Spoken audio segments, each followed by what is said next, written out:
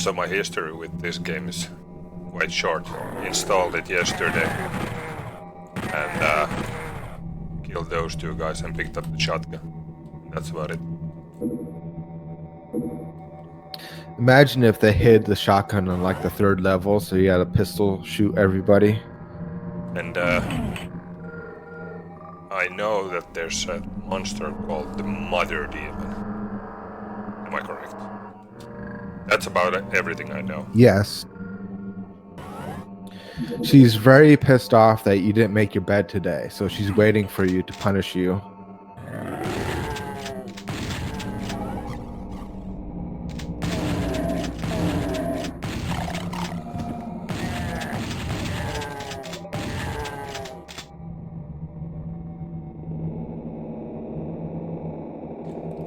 I'm not sure how people usually play it. They have always run on all the time, but I usually play, when I play Doom,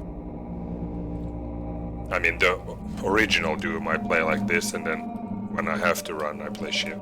Just press shift. But I think I'm gonna play like that. Yeah, I always play with auto run always on all the time. There's just helps so much when dodging projectiles and whatnot.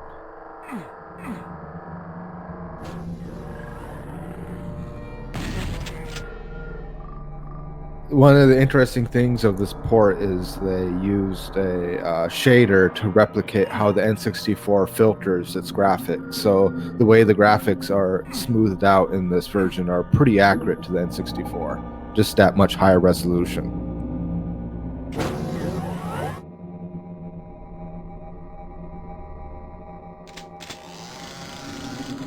Oh yeah, and the double barrel chainsaw. Yeah, it's not meant to cut wood, it's meant to cut meat. That's why it has 2.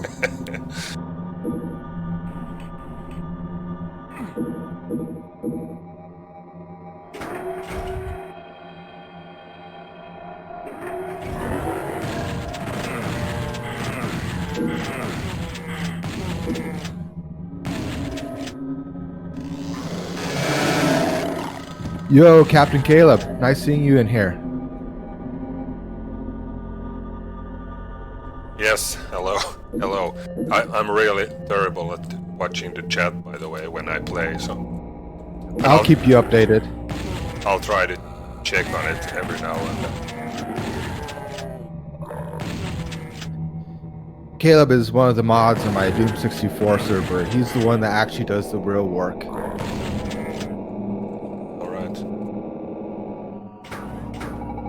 The rest of us come up with bad ideas, and he's like, no, don't do that. Do this instead.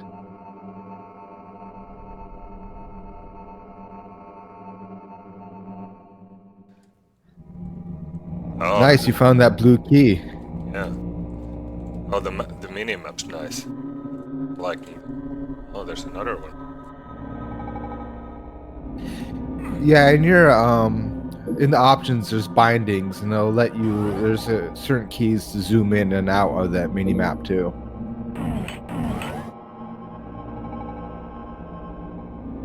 Yeah, I checked the bindings yesterday as well.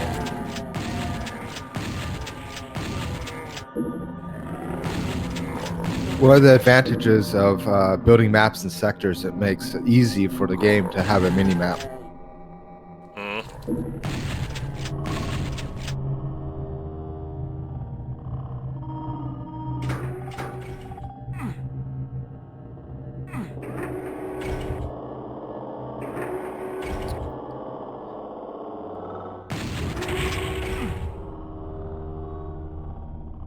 No idea if that would have hurt me, but felt like the proper way to do it. The only way is to take an explosion right to the face. Expected start.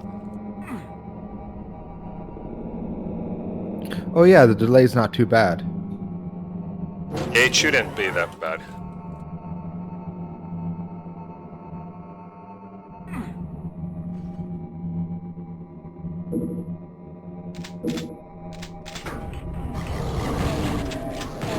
Yeah, Captain Caleb is waiting until you get the rocket launcher and you do rocket suicide.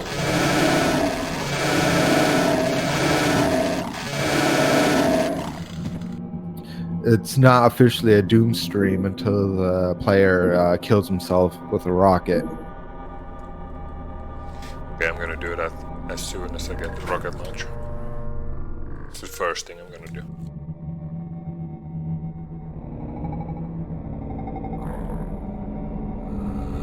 Yeah, since you have some Doom experience, I see that you know often the proper weapon to use against the proper enemy. Yeah, I think I do.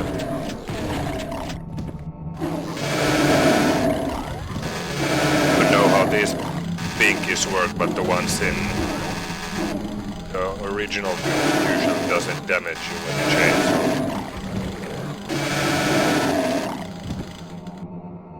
There's some slight tweaks.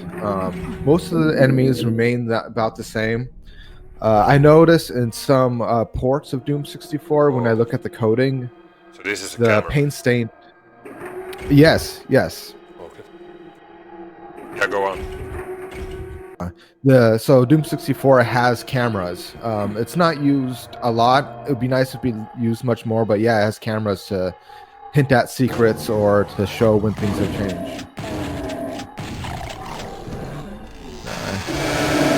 Caleb is offering expert tips in the chat. He says to save the chain gun for pain elementals and lost souls if you don't want to suffer.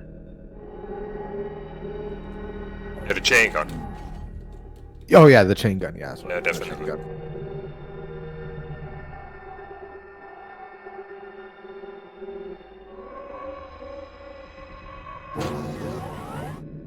But yeah, anyway, I was saying there's not a lot of changes to the enemies. So the pinky, I see in some code that its pain state is shortened. You can still pain lock it with the chainsaw, but if you're not careful, it'll still sneak in a bite. I know that the Lost Souls are weaker in this game, but they're more aggressive.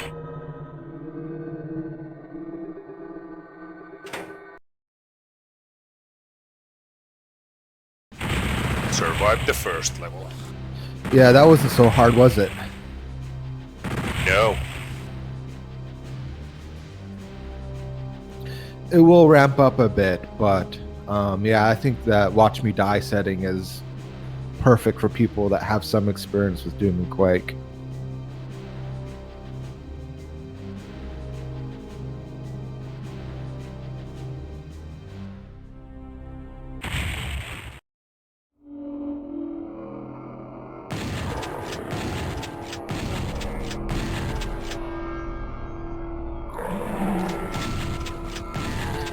Yeah, and the game still retains its password functionality, so you can enter the password in an option menu and you can warp.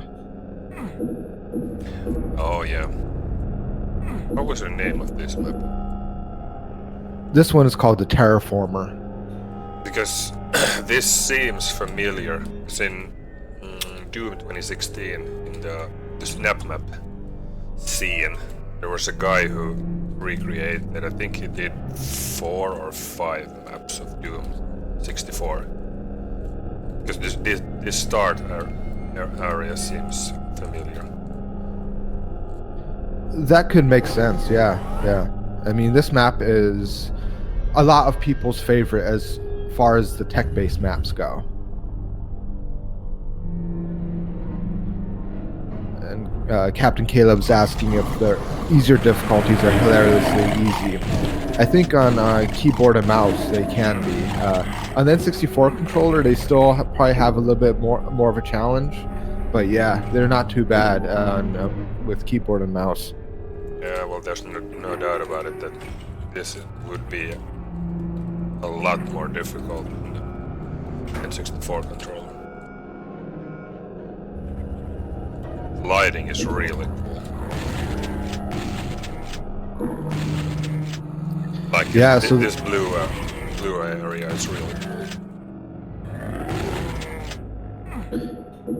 Yeah, so the Doom 64 is off of a interesting branch of Doom. It wasn't forked from the original Doom engine. It was forked from a much earlier fork. So Doom engine was forked to go in the Atari Jaguar, and that fork was updated for the PlayStation to add colored lighting, and then Doom 64 was updated from that fork to add these gradients. So if you look on some of the walls would get darker as you go up if you look up, and that's the gradient sector lighting system. And I don't think any other game has ever done a lighting system quite like that.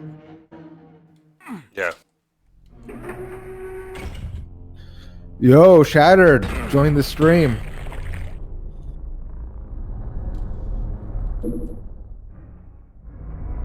Greetings and welcome.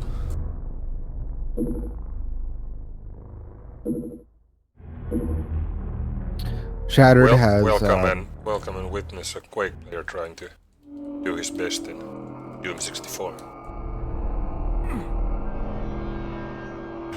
I won't spoil anything, but Shattered had some interesting ideas for Doom 64 behind the scenes. Okay. Ziggy, just grab that key already and get out of here.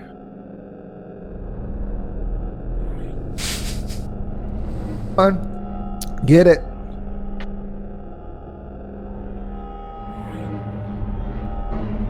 I'm doing good, Shattered. How about you?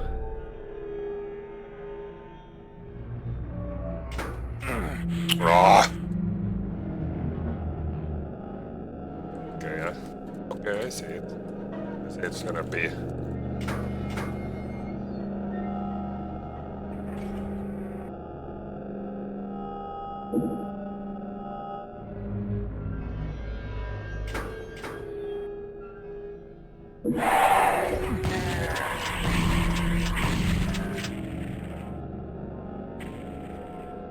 Ambush.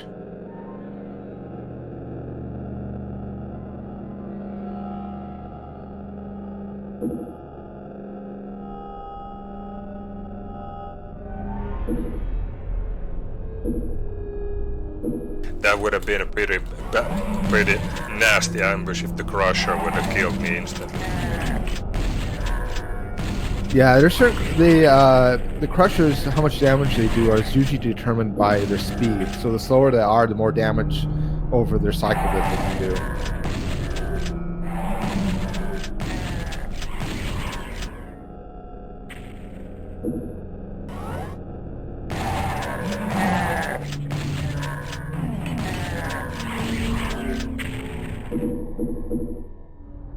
Uh-oh, we're picking up rockets.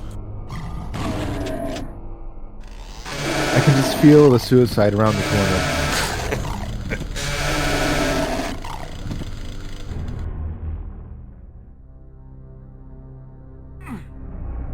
Oh, and also one thing that makes the PC playing of Doom 64 is easier is the quick saving. In the N64, you could not save during a level. You had to wait until you completed a level to save. So whenever you died, you had to restart. Yeah, well, that makes it a lot harder. Indeed.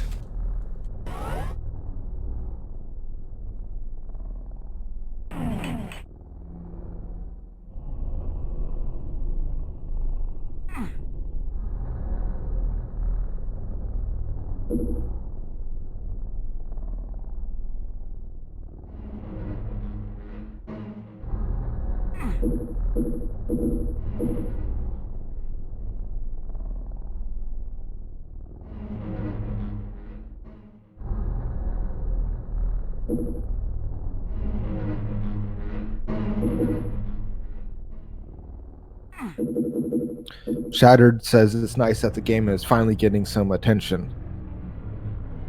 And it's hard not to agree with that because Doom 64 was pretty obscure for the longest period of time. Most people didn't realize it was a whole new game. They thought it was just a port of the PC game. Yeah, well, I thought all the time that it's just a port of the PC version until, like, I don't know, some years ago. But yeah, definitely. Oh, come on. Time to save.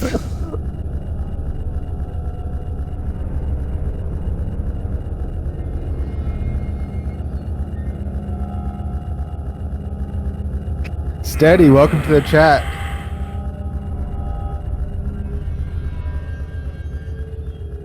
Yeah, luckily Doom 64 is not too bad priced on Steam. Only $5, and it goes even lower sometimes on sale. And yeah, it was pretty obscure for 20 years. Definitely. Yeah, $5 ain't much. Yeah, when I played on my Nintendo 64, I didn't realize that it wasn't a PC port. It wasn't until later when I got a PC and played the original Doom that I was like, hey, wait a second, these are two different games.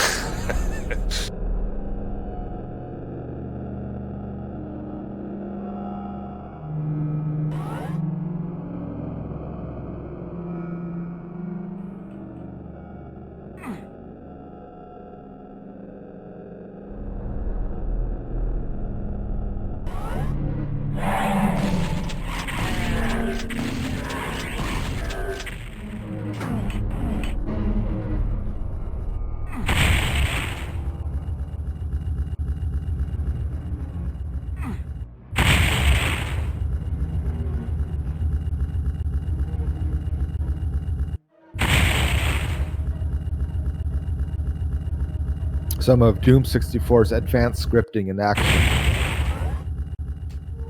Seems so, yeah.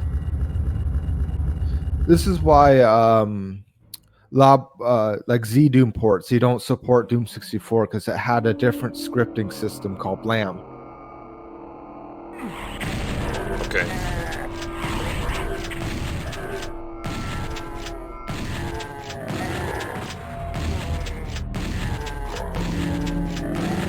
Yeah, and the Doom 64 source code was never released, so for a long while, no one knew how to really handle Blam until Kaiser did some reverse engineering for Doom 64 EX.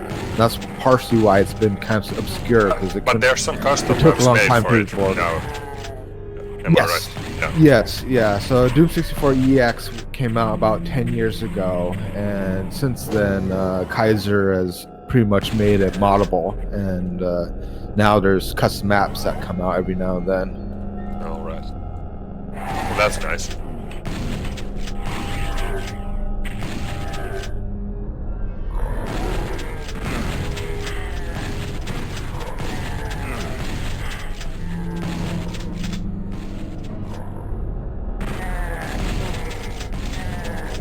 It's a great day when there's a zombie man around every corner, isn't it?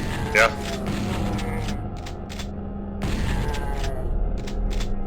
And they hate each other as much as they hate me. Some infighting going on.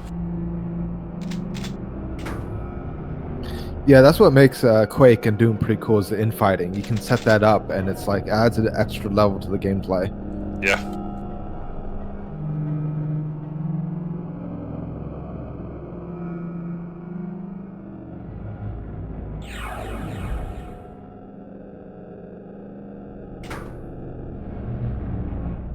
Yeah, the quick save is a nice feature for sure, because I'm scared every time I enter a new room.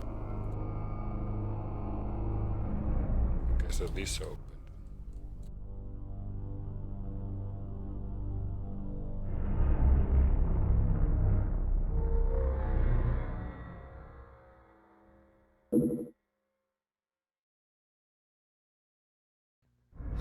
Steady mentioned that the imps, when they're dead, looks like their butthole's showing, and that's actually true. So, all these all these sprites, there she is, or he.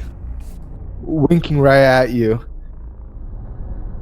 So all of these sprites are based on 3D models, and when you design a 3D model and you shrink it so low, such details don't show up. So one of the graphic artists, I think Sukru Gilman, had to actually go into a sprite editor and pixel in that X. Good job, but someone's gotta do it. Yeah, I bet he came home and his wife asked, like, "Oh, what'd you do today at work?" Like, "Yeah, I pixeled in a butthole and then." Yeah. Did you draw any flowers today? Well, actually. Map number 2 complete. Yeah, there's a mod for this remaster where the person actually erased the buttholes, and they said that seeing that butthole there made him think about the digestive process of the imp and really distracts him from the game. So he went through and erased them all.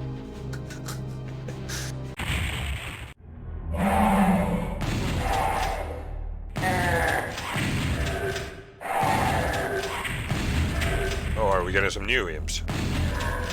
And a new shot.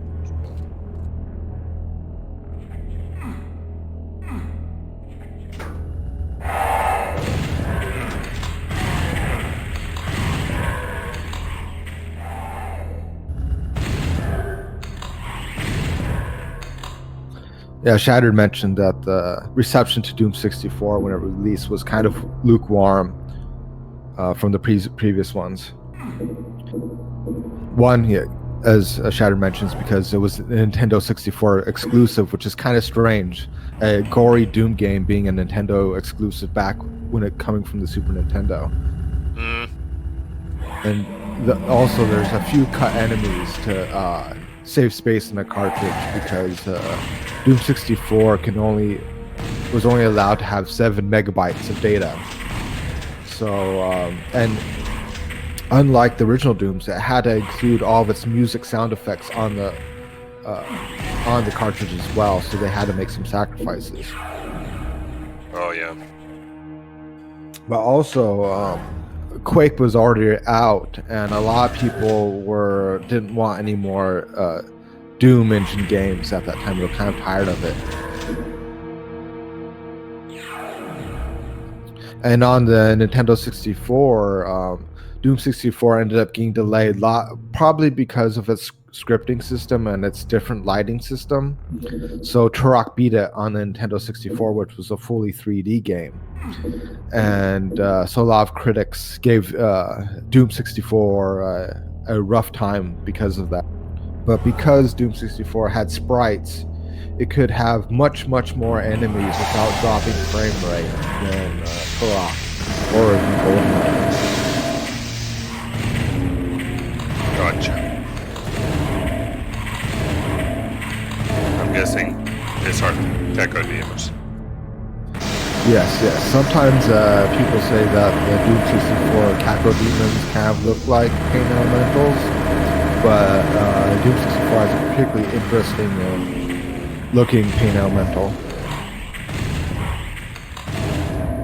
I've seen some shots of it, but I can't remember exactly how it looks. But I think I'm gonna find out soon enough.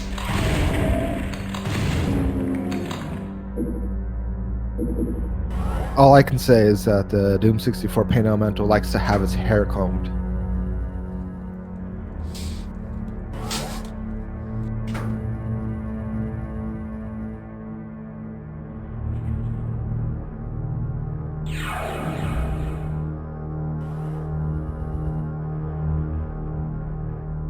Smelling an ambush here.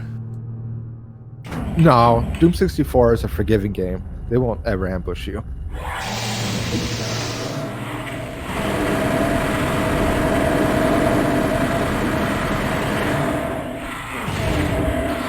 Oh, welcome to chat, HXDC. He's saying that back in the day, a lot of people complained that Doom 64 was too dimly lit. And that's partially true because when on the American releases and Japanese releases of Doom 64, its default brightness setting was set to 0. So when you'd play the game, it was really dark. And then then everyone that got used to the game would turn its brightness to the max. And this is kind of what Doom 64 looked like when its brightness to the max, maybe a little bit brighter, but yeah, this is when it's maxed out. In Europe, they increased its default setting to the max, I think. Okay.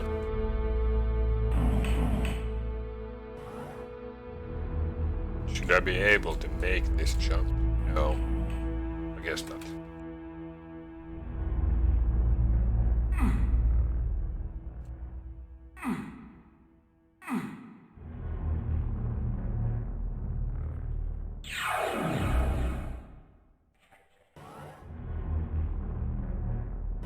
Or should I? Steady, yes, there is mod tools for this game. So to build levels for this remaster on Doom 64 EX, there's a Doom Builder 64 on SourceForge that people use. And then there's also other ports of Doom 64 that run on variants of the Z Doom engine, and they are compatible with the Ultimate Doom Builder and GZ Doom Builder.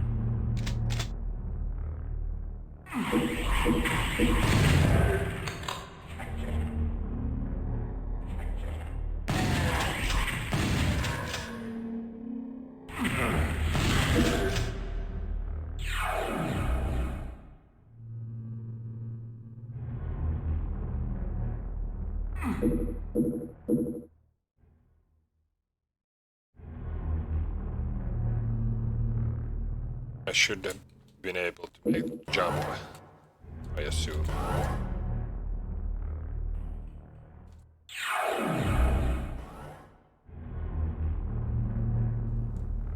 And if it's not a jump, maybe it's something else.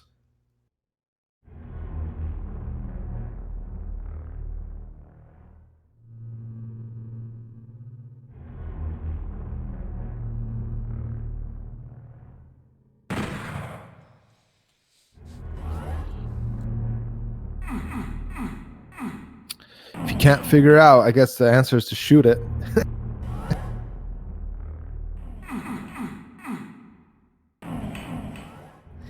Yes, Debbie, if you get like Slade 3, in the Steam directory, there's a Doom64.wad, and you can use Slade to open it up and look at all the sprites and monsters and textures.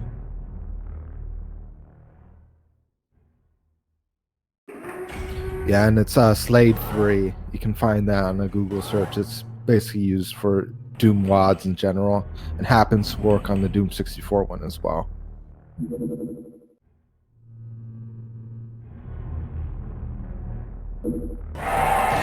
getting these secrets. Secret Hunter.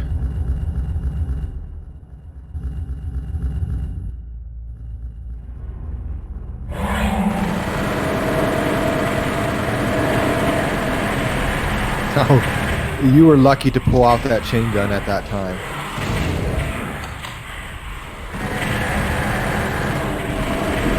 What, you didn't want to rocket a La Soul in the face?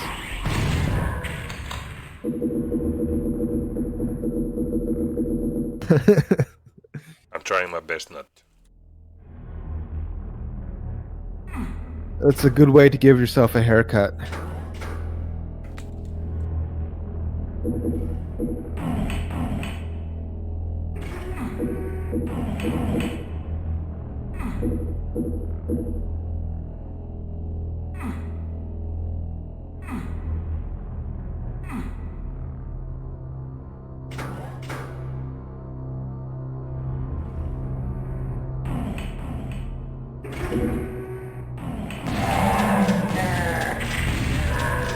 Nice, another secret.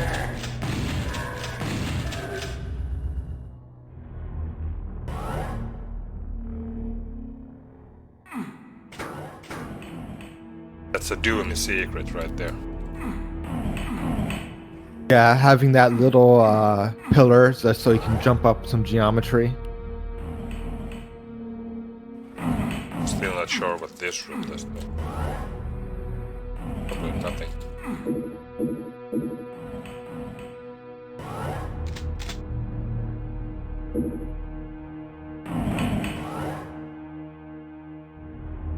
Oh man, I can't believe you didn't miss that red key card.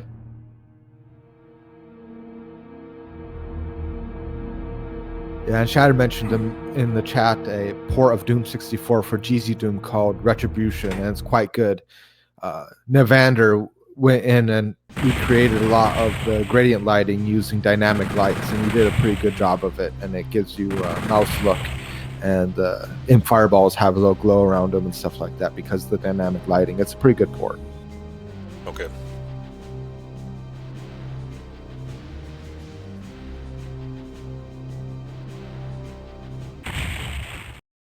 Another level bites the dust. Definitely. This feels kind of good without mouse lock though, so it ain't a problem. Yes. If they would have put the enemies too high, then it would have struggled without mouse look. But luckily, they restrained themselves. Yeah. Oh, and the blue sphere, you pick it up. Epilepsy warning to everybody. It's going to be some flashing.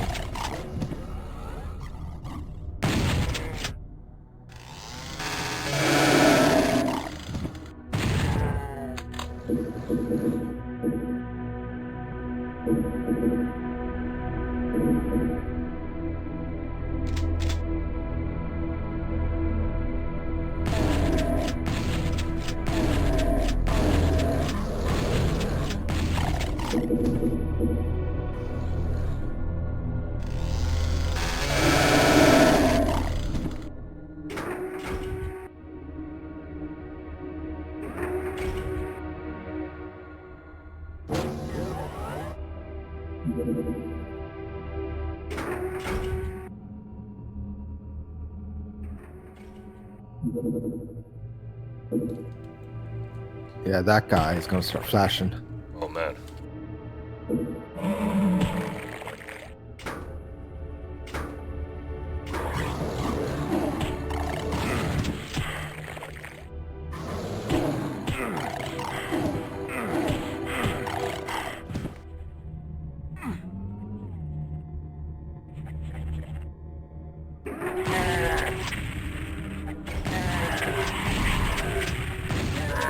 Yeah, a lot of these Z-Doom ports are good to get a demo feel of how Doom 64 is, and you can decide if you want more of it, buy it on Steam. Got ourselves the first Hell Knight.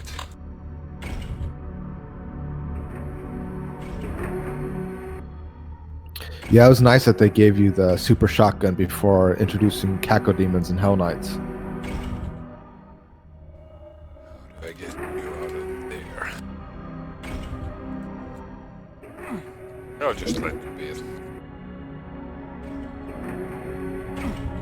The nice thing about Berserk in these, I think in all Doom games, but I know particularly in Doom 64, is that it actually lasts the whole level.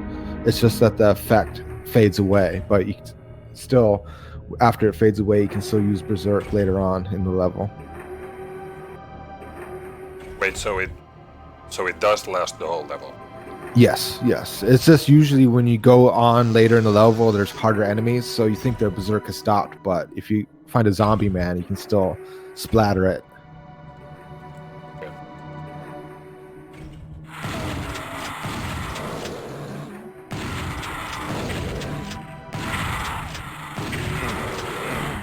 One thing that Doom 64 has is it purely runs off the N64 hardware renderer, so it doesn't have like a line depth limit or anything like that. It's just how many objects you have before the frame rate goes down.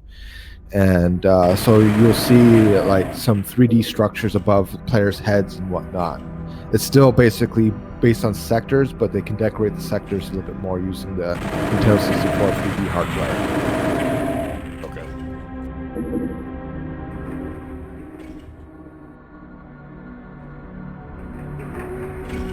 Jason, welcome to the chat.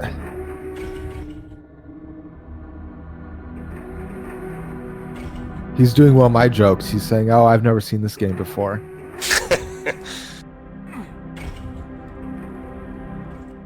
Never seen this game before, and who the hell is this Immorpher guy?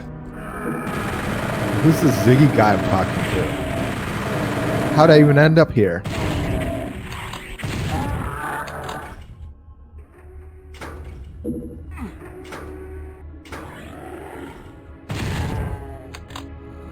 Yeah, Shattered. I hope the game continues to have its Steam and people still mod for it.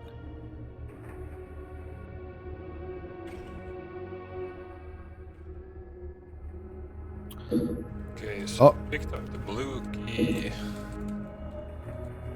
So this level has a an exit to a secret level. Let me know if you want me to tell you how to get there. It's a one-shot kind of deal. Yeah, sure. So in this room with Lost Souls, you'll find 4 switches on top, and those 4 switches have to be turned on in a certain order, or else it will prevent you from accessing the secret level. So when we get to it, I can tell you what order to flip those 4 switches. By the way, these have been remade in the snap map as well, because I think the switches are up there in front of me, I guess. Oh, yeah, you've seen it in the snap map. Yeah. But there's no secret level there, because it's just a level remade. So. I can't remember the guy's name who made the Doom 64 maps for snap map, but there was at least 4 or 5 of them, maybe even 6. It's surprising how much they were able to do in the snap map. Yeah, Shadesmaster did quite a lot of the snap maps too. Oh, that makes sense, because he's also working on remaking the maps from into Quake too. Yeah. So. Okay. Okay, so you see that blue exit door to your right? Mm-hmm. So from the exit door, press the second switch. This. So not the one next to this. Yeah. Yes. Yeah, press that one. And then go all the way to the far left and do the switches in order from there. So, yeah, just go sequentially up.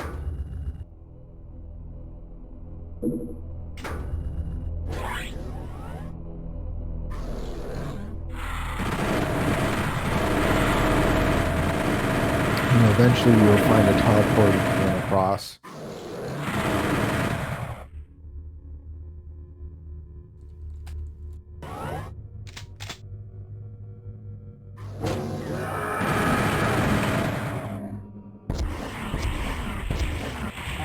Yeah, and that's the exit room for the normal exit. Yeah. The teleporter in the other room is what gets you to the secret level. Yeah, I'm just gonna kill the Hell Knights. Yeah, if you don't kill them all, they're gonna breed, and gonna have to do a sequel to Doom 64. We have to go back again and kill them all.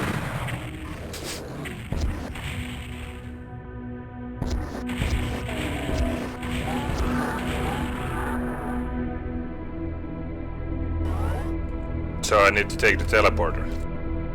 Yeah. Right.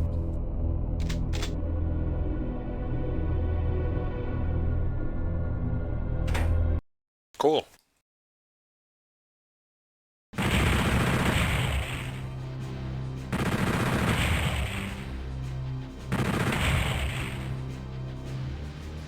Yeah, there's 3 secret levels, and then there's a set of super secret levels that you can access from the first level. So if you beat the game and you still want some more Doom 64, there's some more hidden levels to find out from the first level. Okay.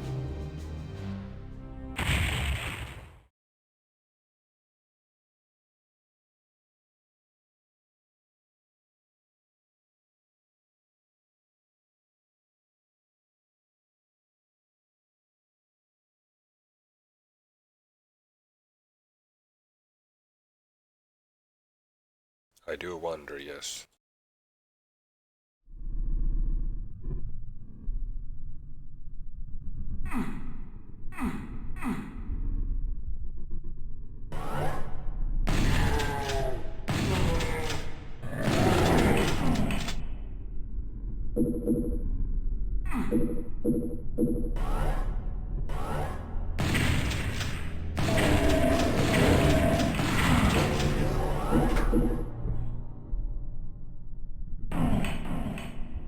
Yeah, you notice that those Lost Souls only take 1 shotgun blast to kill, as opposed to multiple.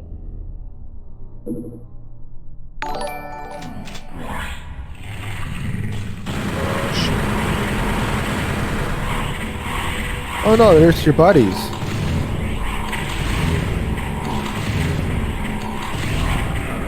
Sunpraiser is following.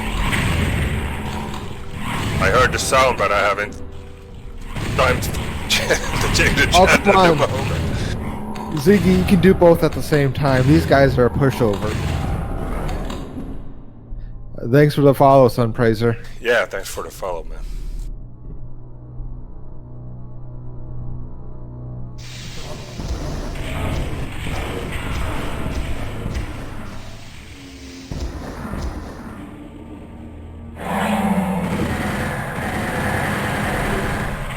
Just rocket the room and let God sort them out.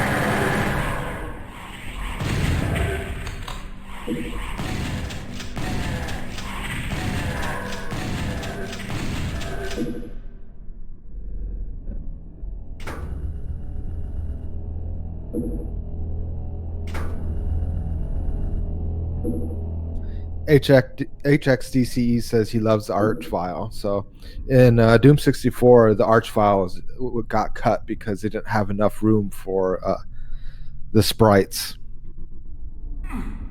But there's some mods these days, and I worked on a new Doom 64 style arch file sprite for a future mod to add it into a Doom 64 themed GZ Doom mod. I'm not sure if we need the Archwell.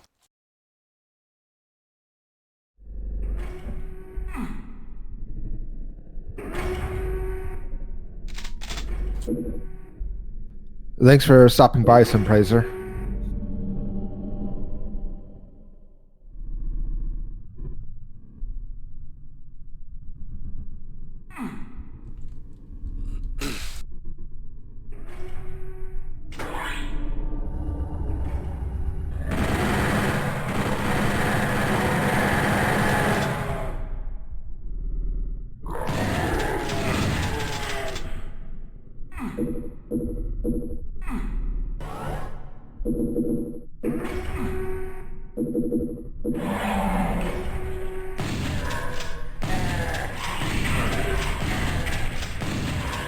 I'm wondering, Jason, so since the Revenant got cut as well, what if they did a palette swap and did a Nightmare Mancubus, and then they could have its balls homing, and then it could be a version of a Doom 64 Revenant? Oh, there's no Revenant either. There's hints of a Revenant. So when you look at the files in the Doom 64 ROM, it has the sounds for the Revenant in there, but they just didn't have enough room to have all the sprites. But you'll see some things later on where it hints at the Revenant code. Ah, okay, gotcha. Atomic Frog, thanks for the follow. Yeah, Atomic Frog, nice to see you on here. Atomic Frog is working on a remixed version of Doom 64, and I'm helping out anywhere I can. Nice to see you stop by, Sunpraiser. I'll catch you later. Yeah, thanks for stopping by.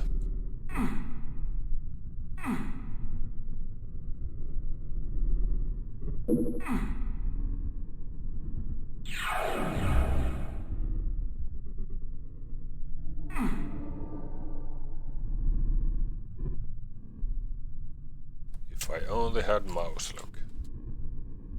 Yeah. I think this is probably the level which has the more mouse-looky kind of stuff to it.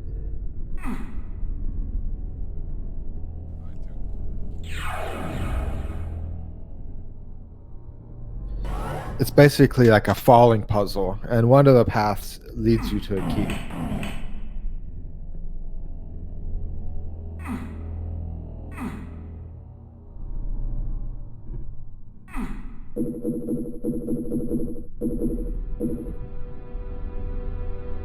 Okay, so I got the yellow key. Nice.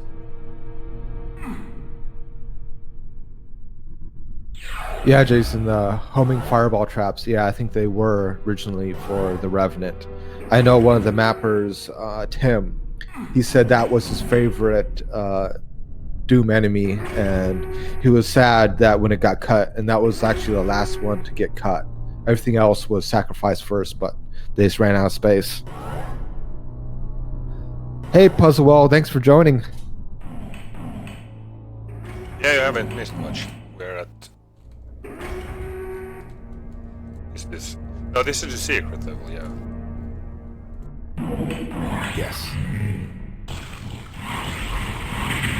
Oh, look at that berserk. Better punch him out.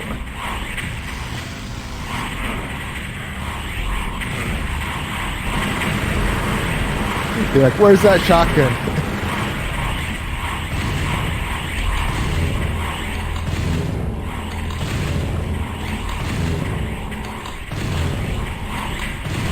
Yeah, everything's going great, Puzzle.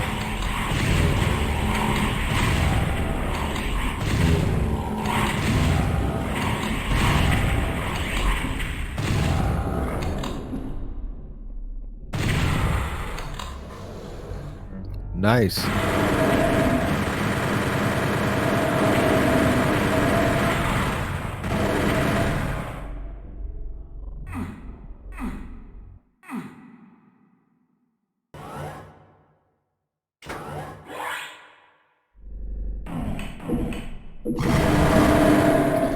Yeah, Ziggy, imagine if I would have let you play this on an easier difficulty.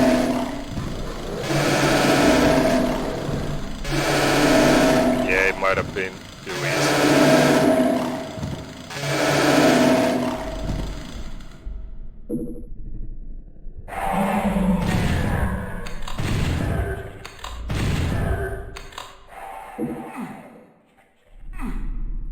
Jason says, Doom Guy's arms must be tiny to punch through that gate.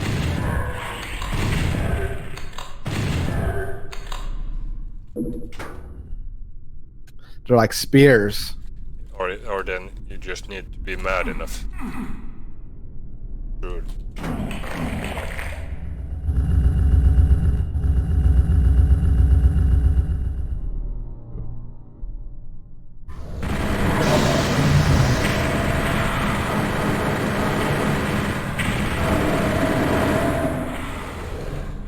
Okay, does he have 64 ammo in his shotgun?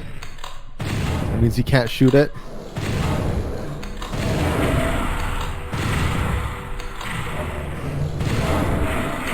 Oh, look at those paint elementals. Oh, 69 killing.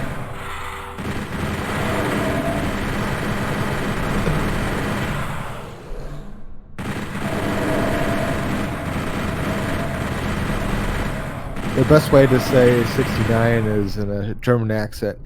69!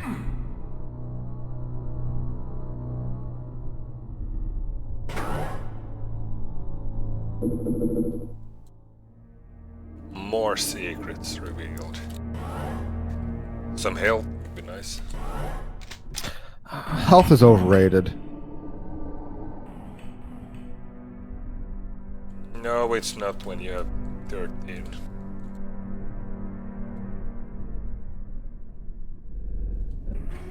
Can't remember if there were any health lying around.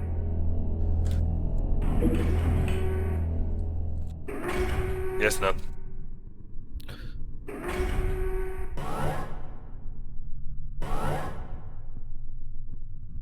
There.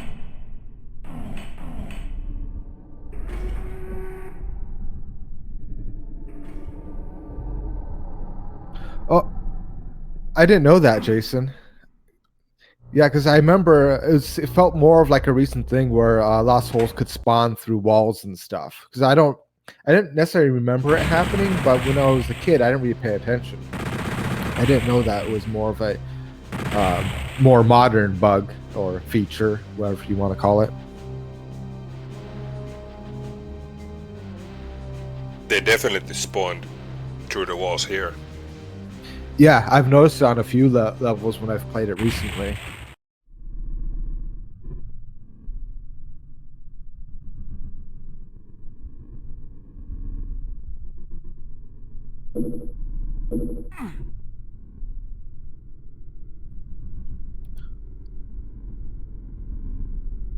Nice. 13 health.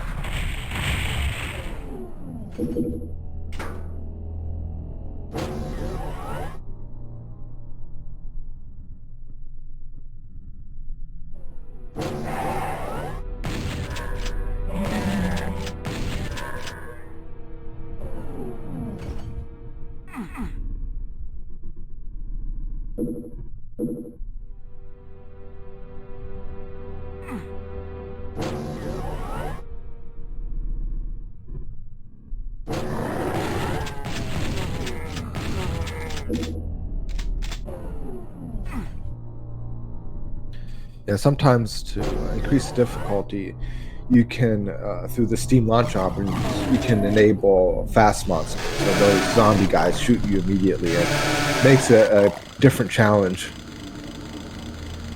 Oh, okay.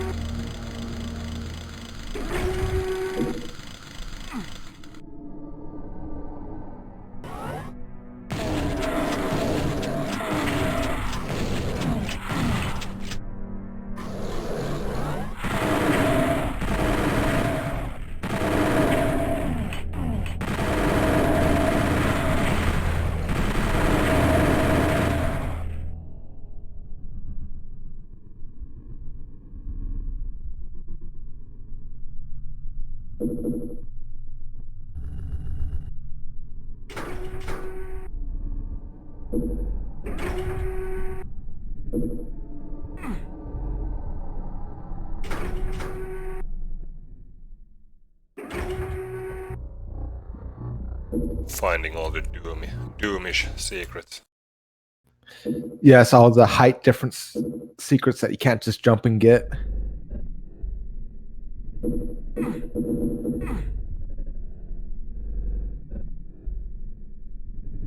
Yeah, that chain gun is there for if people die and they pistol start over again, they can grab that chainsaw.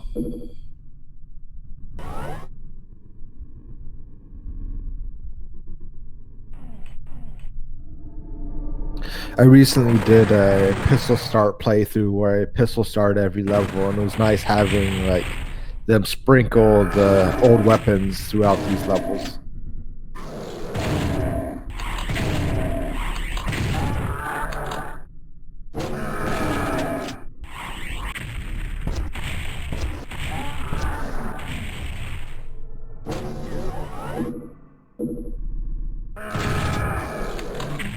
Yeah, this is about the level where you realize that you have so much rocket ammo, you might as well use it. Yeah.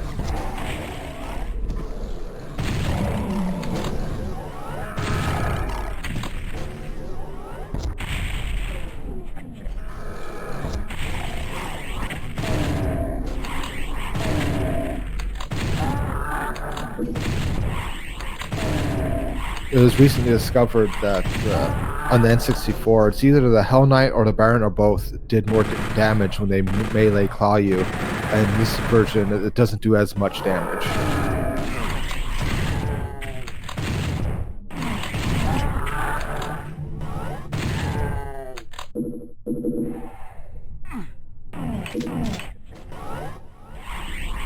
But other than a few just very minor stuff, this version's one of the most accurate ports of Doom 64.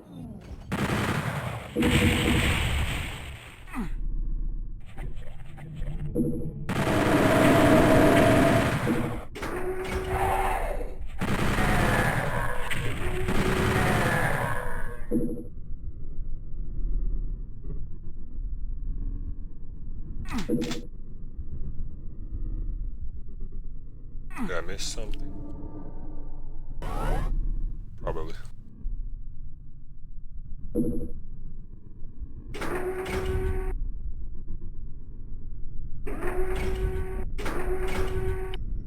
Each level is like its own little puzzle box, like the Lament configuration from Hellraiser.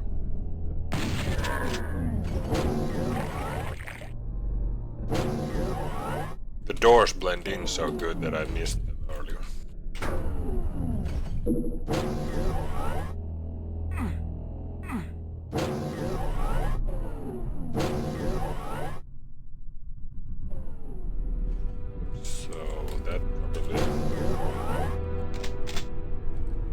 something. Lower the key, maybe. Caleb, I have to mention Hellraiser when suffering might be involved. The sweet, sweet suffering.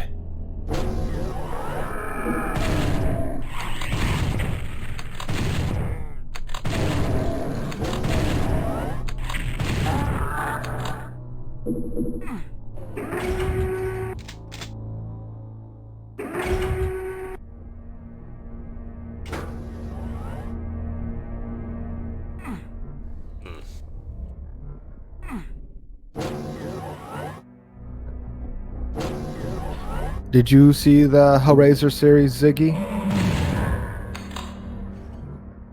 We're talking about the movies. Yeah. Definitely.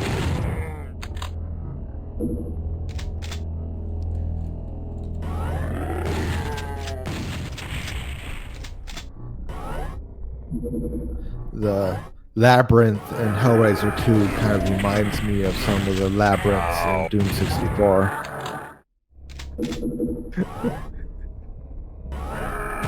Went to a demon fight with a fist. What could go wrong?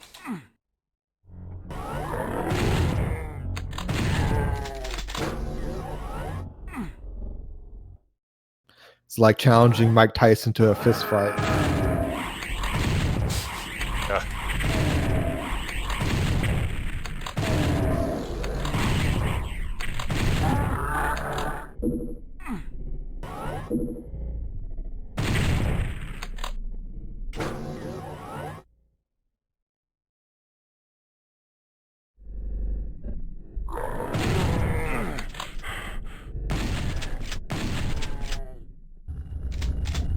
No.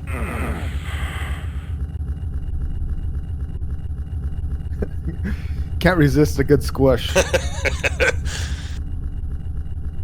I knew immediately when I heard the sound that there's gonna be crushers, but I didn't know if it's gonna be this area where I'm standing or the wider area. So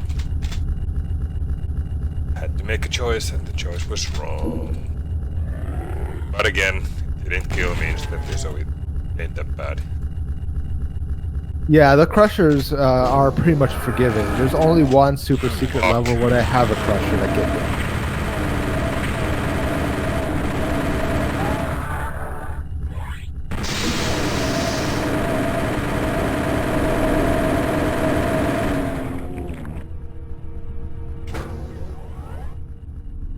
Pain locked him. Yeah.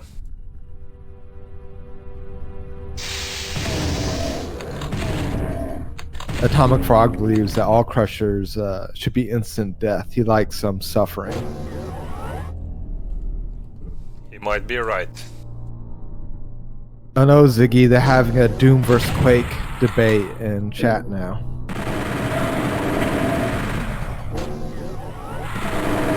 Not gonna get involved.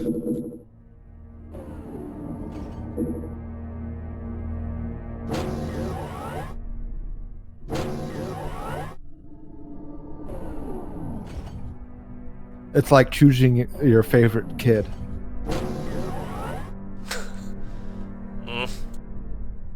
Sort of, yeah. Okay, so I pushed that button. That did something.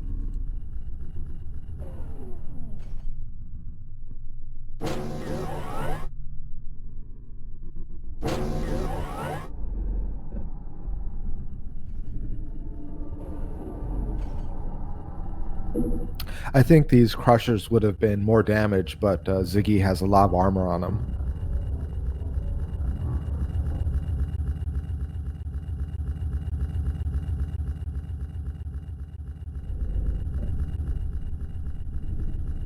The crushers again.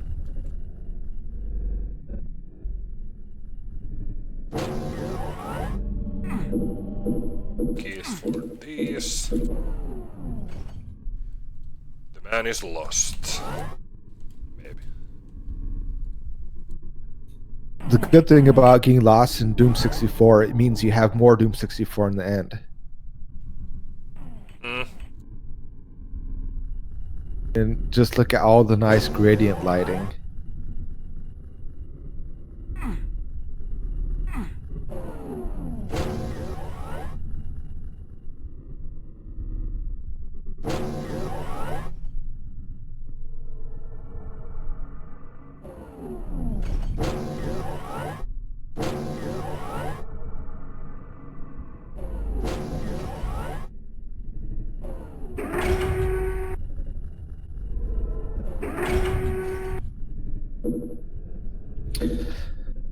Damn, you found it. I was hoping you get lost a little bit longer so we could just look more at the geometry.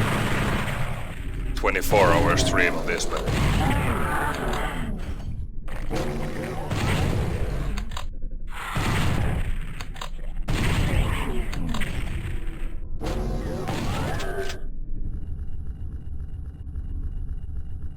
Oh cool, a crusher.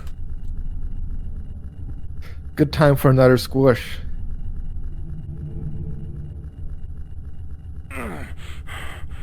And you didn't pick it up. Come on, Ziggy, just get the key. Here you go. Easy peasy.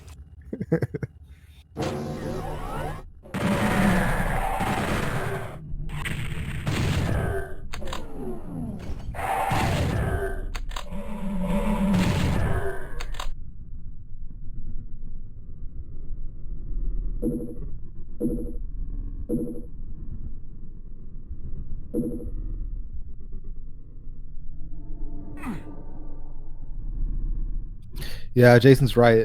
Doom 64 is notorious for making you look around to what Switch did. I know a lot of it also plays on the sound. So if you flip a switch, sometimes you have to keep a careful listen to hear where the sound might have come from. But sometimes they don't even hint at a sound with you.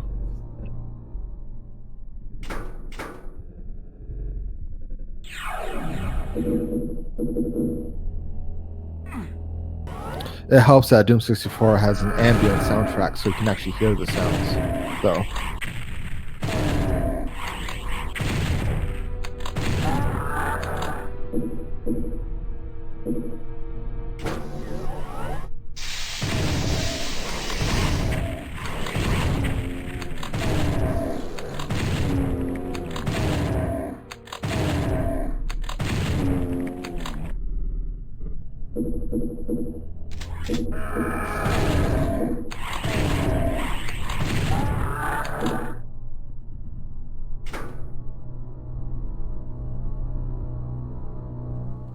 No ambush, eh?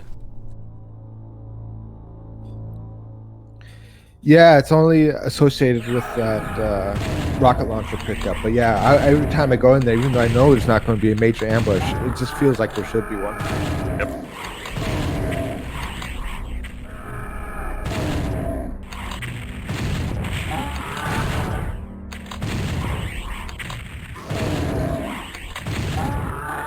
Nice, you got him with the barrel.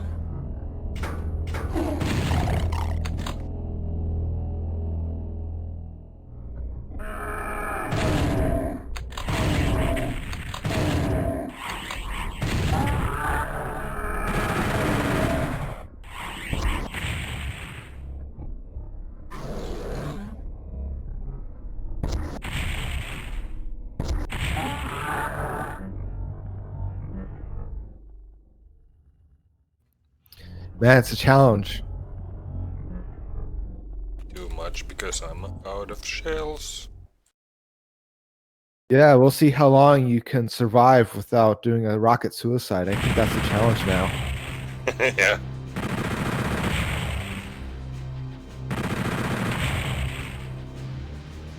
Yeah, I'm digging the soundtrack.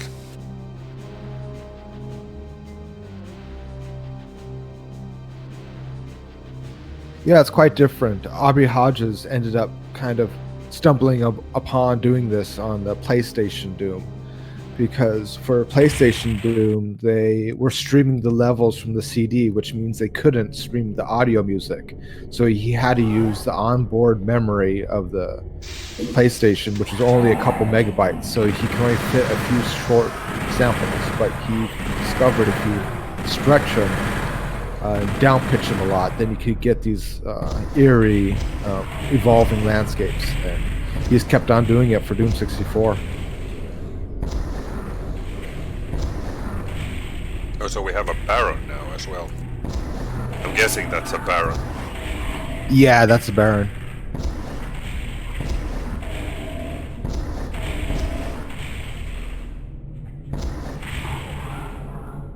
Yeah, they were able to increase the enemy count by having the same sprites, but but the Barons and like the Hell Knights are palette swaps, and the Imps and Nightmare Imps are palette swaps.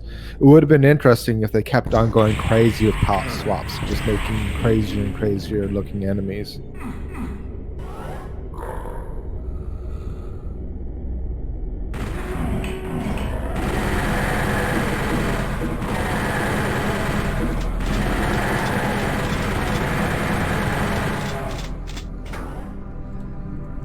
Good. Just going down a hallway. Yeah, Atomic. I was talking to Jason earlier about having a Mancubus shooting homing rockets, like a red Mancubus. But yeah, you could also do like a Nightmare Cacodemon and have it do homing missiles.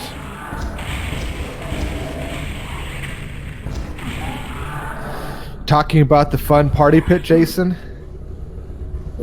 I hope so.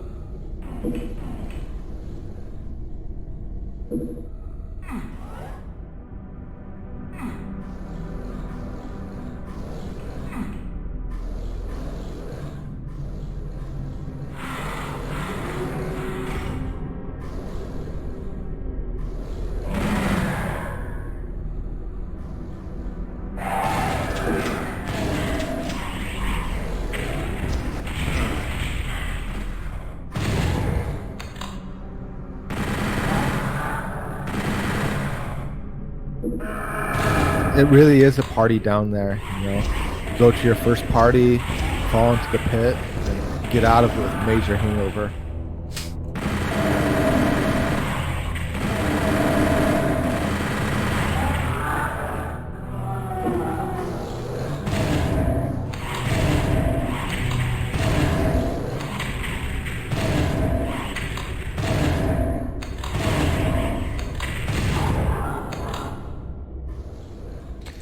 Yeah, well, this is more like a party. You're almost doing like a shambler dance on that Baron of Hell.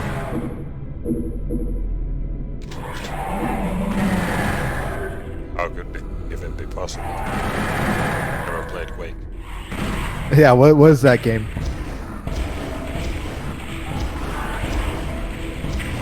Is that one game that Duke Nukem mentioned? I ain't afraid of no Quake.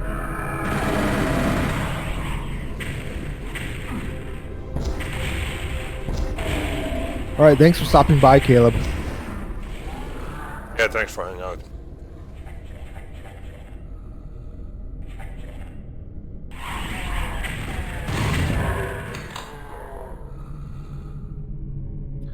And for those coming in from the Doom community, Ziggy is now a Quake mapper as well. His latest map, A Verdant Dawn, has been received quite well. I really enjoyed it. So if you guys decide to pick up Quake soon, find his map, A Verdant Dawn. It's on Quadrant, other places as well.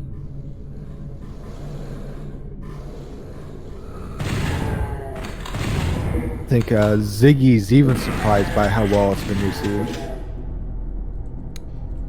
Yeah, you could say that. Hey, Verka.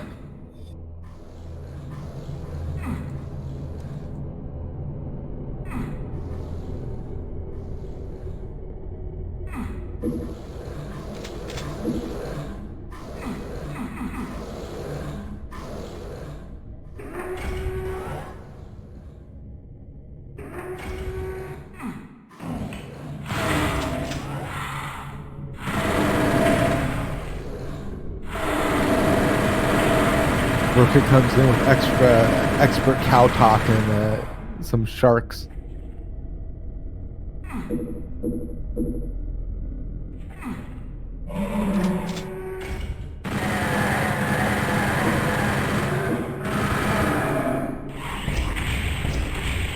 Rooker has his work cut out from working on putting together the second finish Quake episode jam.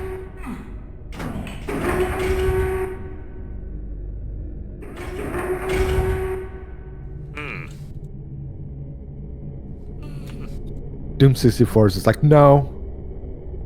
Yeah. Denied.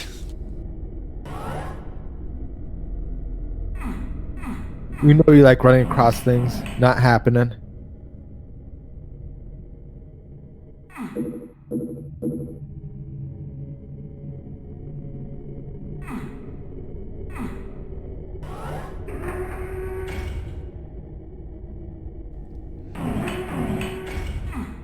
Yeah, I saw it. Oh. Verka, that closet was the starting point. Oh, you just missed it.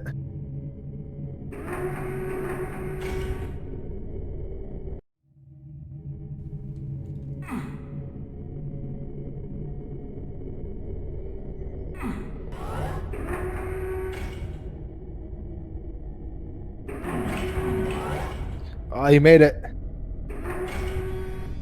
But I've been here already. And your reward is nothing. Yeah. I guess the best gift is to not suffer anymore.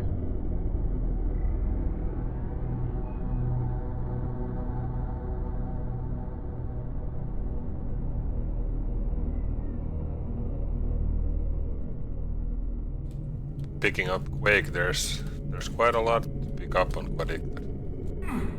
Yes, there's a ton of Quake maps. Over 300 maps, single-player Quake maps were released last year. That's a lot. Yeah. Yeah, Verka, there might be one or two maps.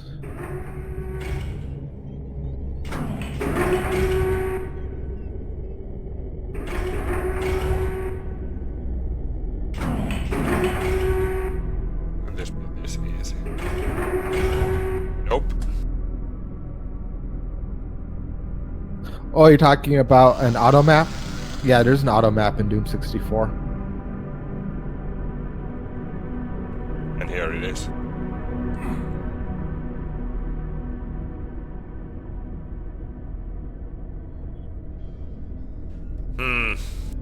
That auto map has a hint on it.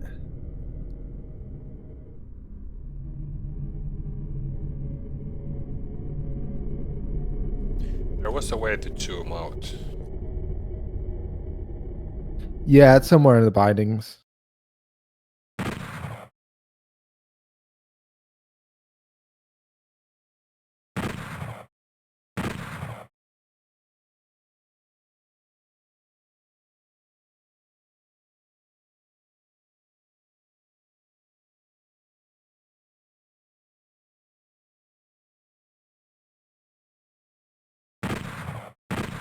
R and Q.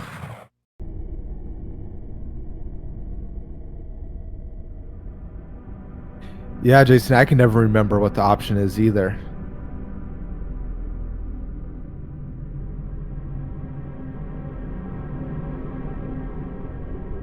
Man, there's like a little closet or something.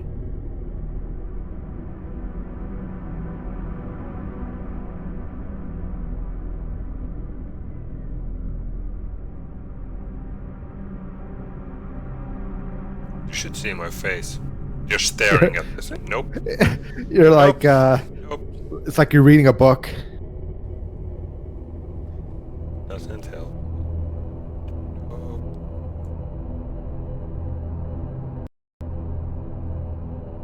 Hint is like there's like a little crevice nearby you.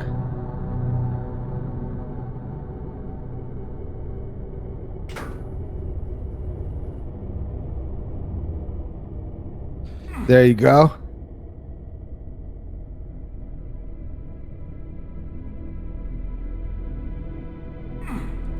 Thanks for the tip.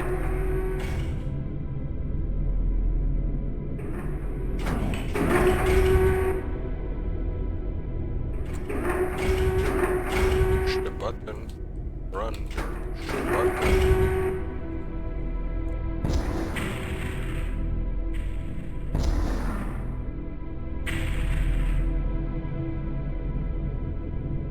Let the rockets sort them out. So you say that I gotta be quicker. That one is actually not a timed one. It's not about speed.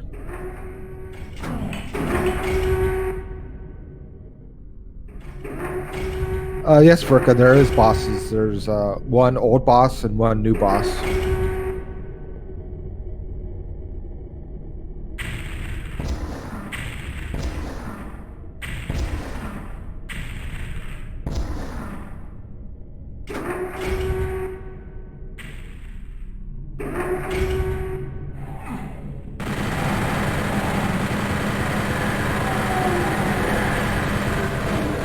So Ziggy, Verka wants to know if you shoot them until they die. That's the plan. I think the motto is shoot them until it's done.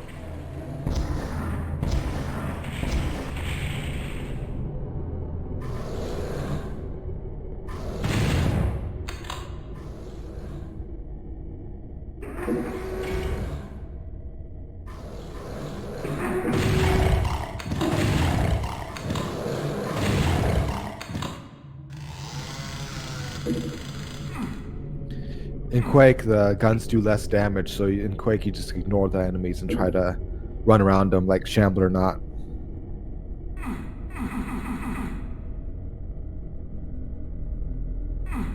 So, for the most part, Doom 64 had to cut a few monsters, but there is... so all the sprites are different, and then there is one new enemy in terms of a Nightmare Imp.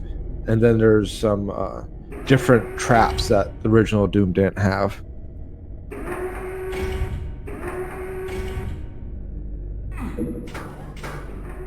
They had plans for, and they actually designed more monsters, but that Nintendo 64 cartridge wouldn't fit anymore. Later on, the N64 cartridge got bigger, but it was a little bit too late.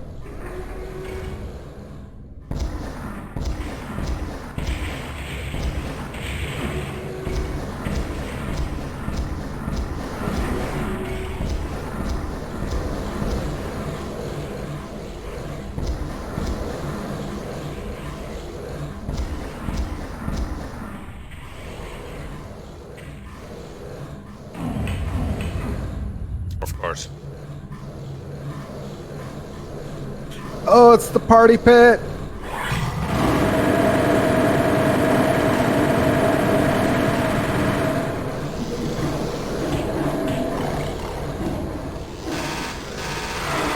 Party that goes on all night.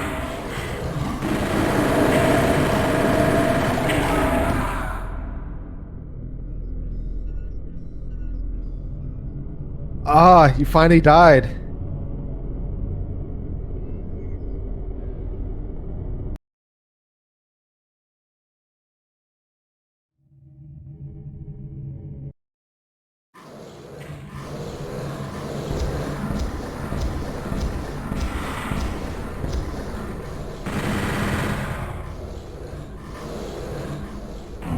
So this is like map 5 or 6, and then there's a total of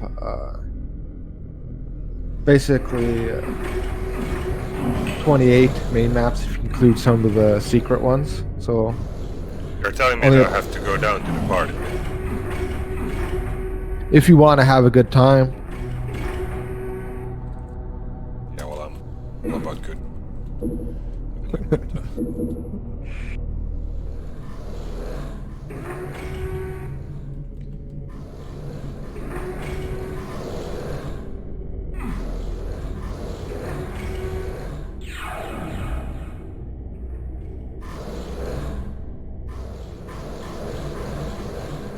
Ah, damn.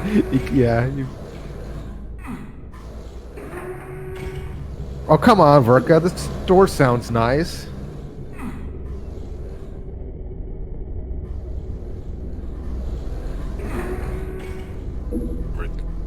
Yeah, he just doesn't like hydraulics. He's afraid of water.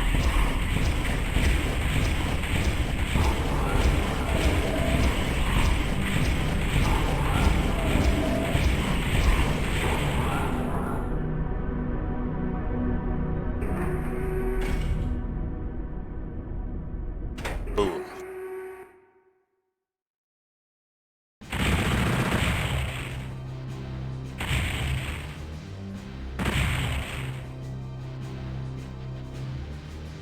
Funny enough, Verka, I have basically a mod for Doom, which basically converts things into a Doom 64 variant. But I have my own little bells and whistles, and I use a couple Quake sounds. So for health, it still uses the Doom 64 sound, but for ammo pickups, I use the Quake sound, and then for the chain gun, I use the Quake sound as well to distinguish it from the pistol.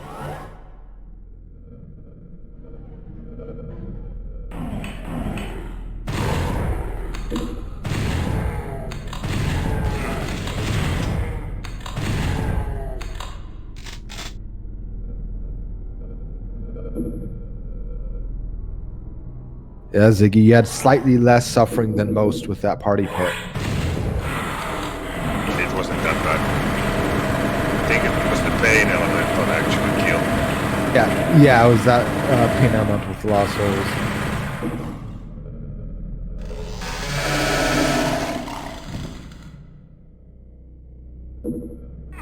Nope. Denied. In original Doom, the Spectres had like a noise pattern to make them partially invisible. Doom 64, it's a low alpha transparency, which makes them slightly harder to see sometimes.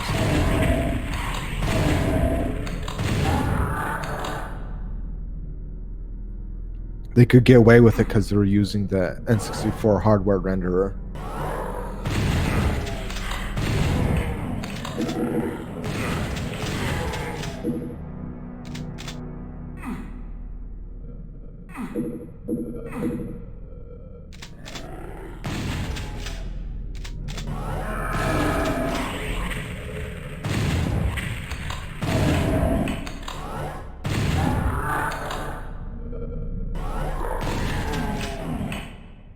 Yeah, so far the puzzles haven't tricked you too bad, but there's a few harder ones coming up in later levels.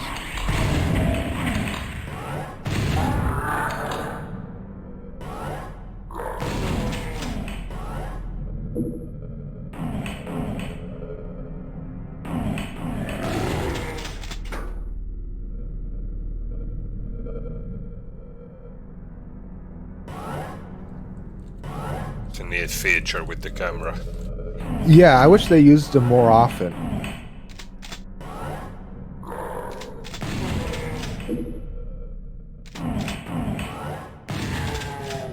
Yeah, there's some Doom mods, Doom 64 mods, where they can use camera features like that to do cutscenes. Because the intro video screen where the camera is zooming around the map, that's actually a normal map. It's map number 33 that you can actually warp to if you know the right code to get to it. And mods have been using it to introduce cutscenes into Doom 64. Oh. How many maps are there, by the way? About 28 main ones. The rest are super secret bonus fun maps.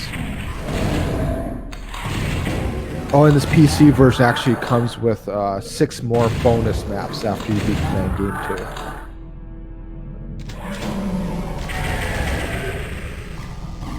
Nice. Yeah, Verka, it's a bit like Duke Nukem 3D.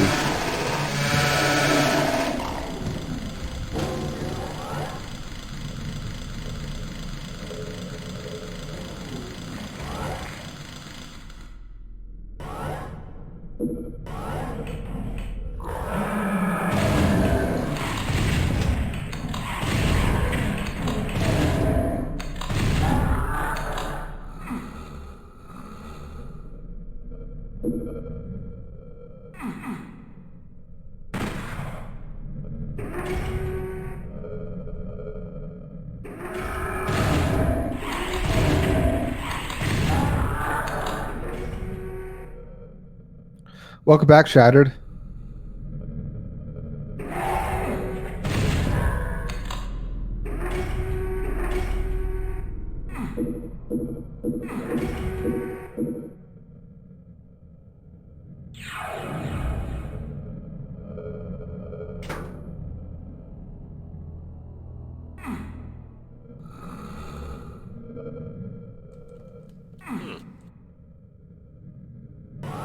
Oh, look at that. I think I know what that did.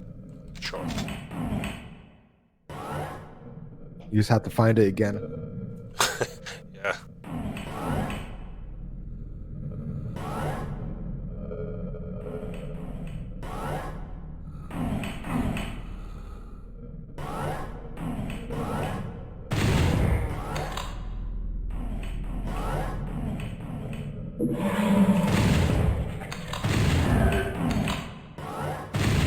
So Shattered, Ziggy and Verka are both great Quake mappers. So if you need any help in your future plans, there's a couple people you can call on.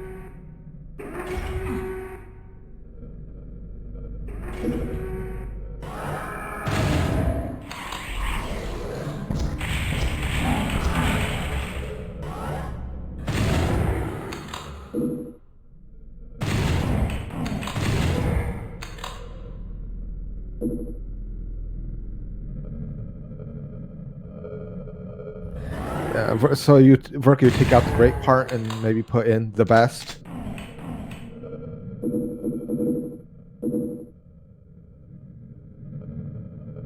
Although if you keep on talking about the best mapper, a new house is bound to show up.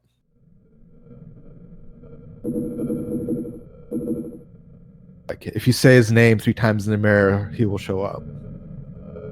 Oh, new house. Yeah. New house. Yeah. New house. New house.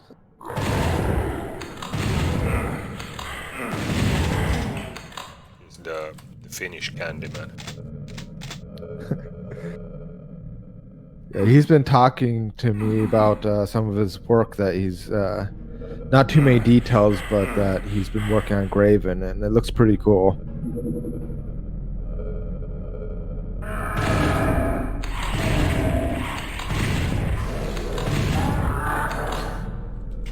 Yeah, I'm pretty excited for that game.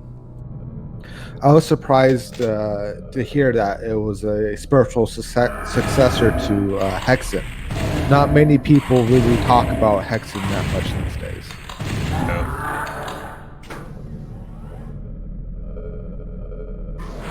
I would always play Hexen on co-op because I always had a hard time finding all the switches. So having a partner there helped out.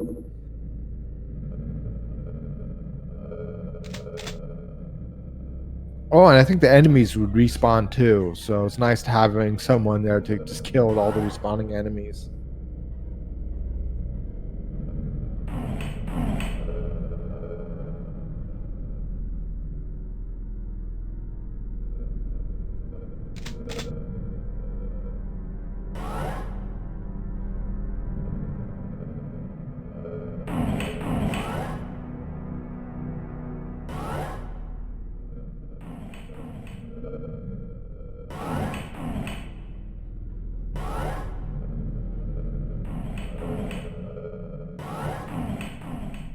Yeah, I could see the influence of Thief and Deus Ex and Dark Messiah and whatnot on Graven as well.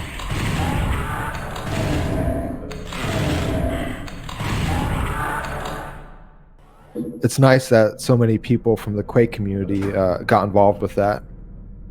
Yeah.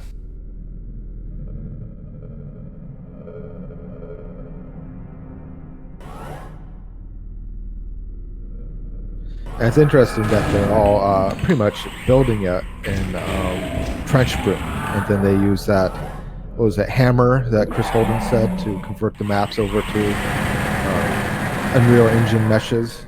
Yeah.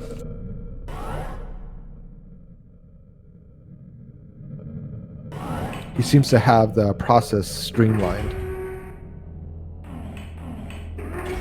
I think so, yeah.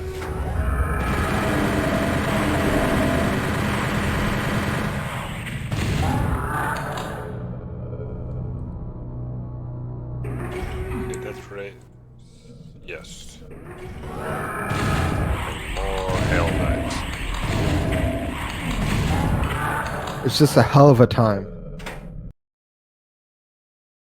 And we're done.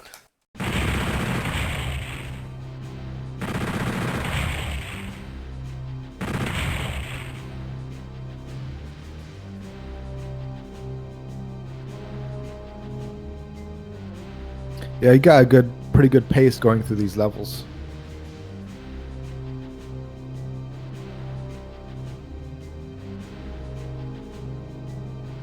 I wonder how many we have beaten so far.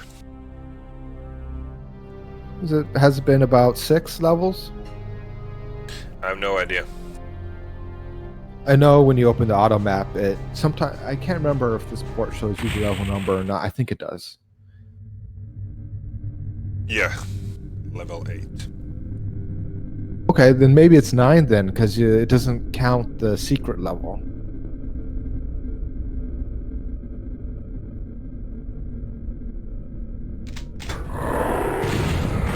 Fuck! Look at all those friends. That opening is a nightmare in Fast Monsters because they all shoot you immediately. So you only survive it about a quarter of the time.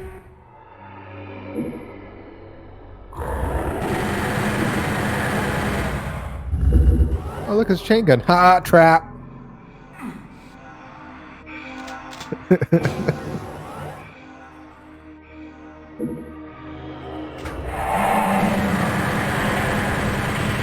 So in the story, traps like these wouldn't sell today.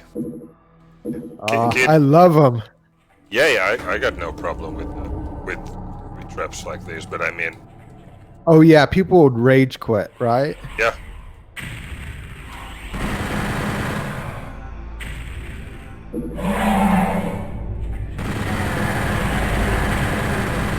So the story leading up to Doom 64, it happens immediately after the events of Doom 2. And so Doom Guy has survived all his ordeals, fighting through hell and coming it back. And the doctors think he's losing his marbles, and he's going a bit unnerved. And then they get a signal back from one of the satellites around Phobos that there's activity on Phobos. And it seems like the demons are coming back to life. So they send Doom Guy there because he's the only one that has experience with them to mercilessly exterminate the demons and figure out what's the cause for all these demons coming back. And so they always play with a mysterious entity or that Doom Guy is losing his mind. So I think like a lot of the tricks and traps and the puzzles in this game is kind of a nod to either something is messing with you or you're losing your mind.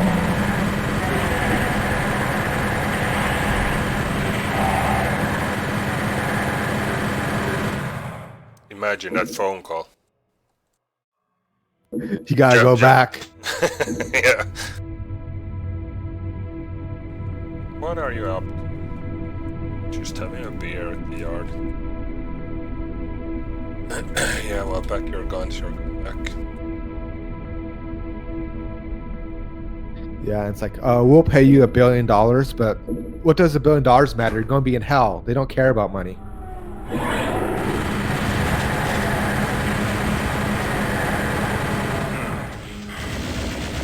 think we need to use the plasma rifle more.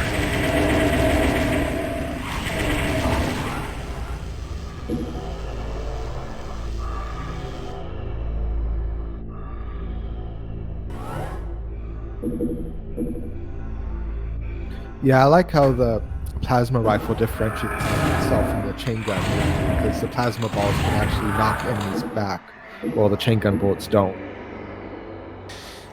I like that the plasma gun has this ambient sound going on. Oh, the buzz, yeah. I know it annoys some people, so in... yeah, Varka probably left the chat. That's so annoying. If he's back in, I have to go zzz. So when I mod it, I usually I keep the ambient sound, but I lower its volume a bit.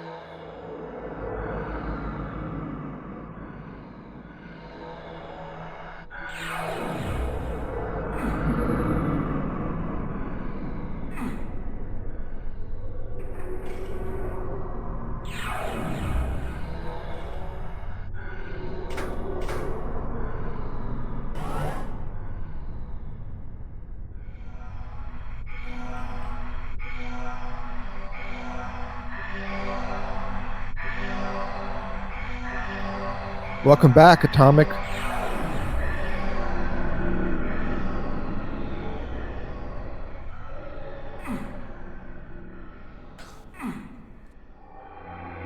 Okay. Go to those stairs. So. Oh, come on, Verka. We know that the Finns drink more beer than anybody else.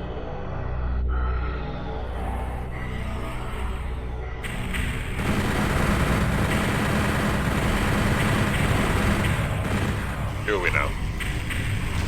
There's a story about a Finn and a Swede sitting at a bar, and the Swede is talking about how his day went and everything like that, and then the Finn says, "Are we here to talk or to drink fucking beer?"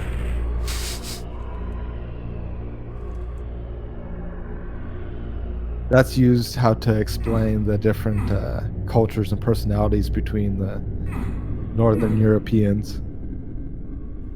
Mm.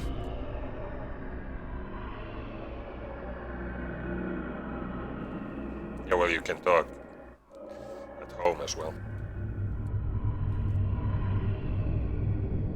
Or outside the bar. For that. Are we here to talk or are we here to be at home? Yeah.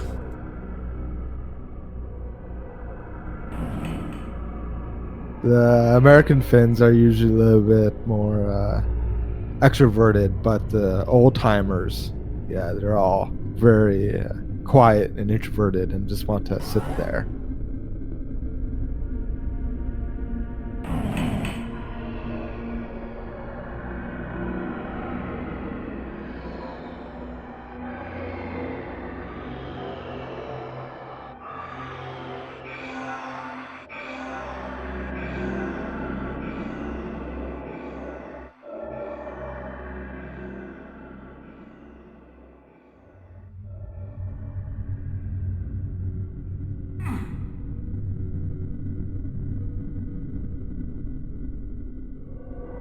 Yeah, this level is one of the trickier ones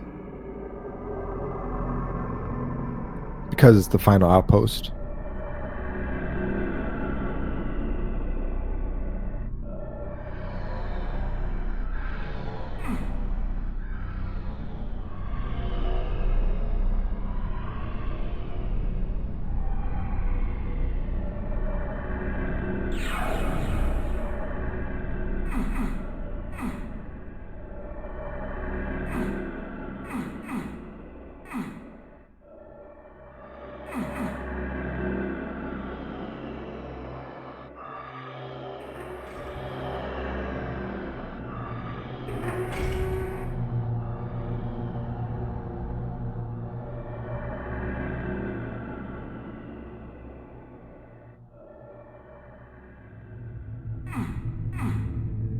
Come on. Open up. No.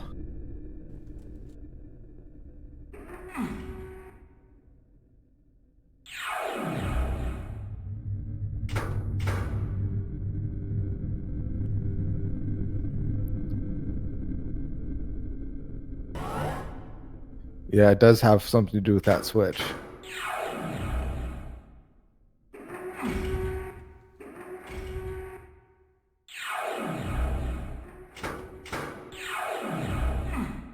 Games like this before.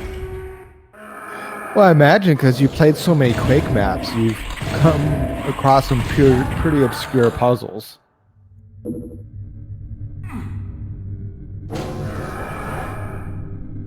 There was that one Halloween Jam map, which was a bunch of tricks and puzzles. It had that hidden path with pumpkins or something like that.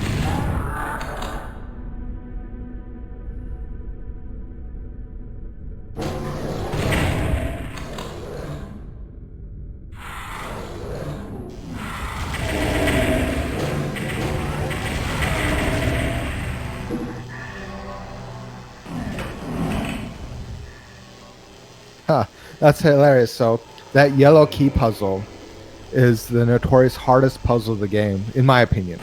Some people might argue a different one, but I think this is the hardest because those two switches in this yellow room, they don't do anything. They just play mind games with you, and they just lock the key or raise it up. The only thing that lowers that platform is that yellow light on the outside, and I think you flipped it because you're looking for secrets.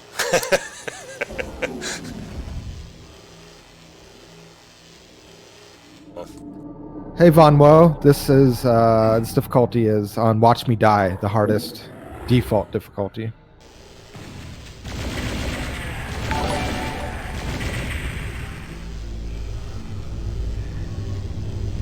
Thanks for the follow, man.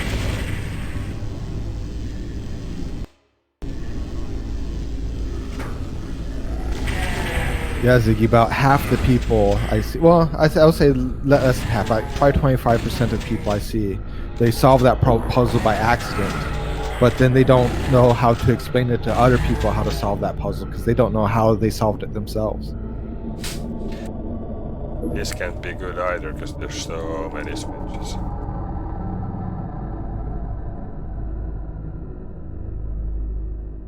I think I've only seen one person, like when I watched the stream, actually solve that puzzle the normal way of figuring out that it's both yellow with the same texture.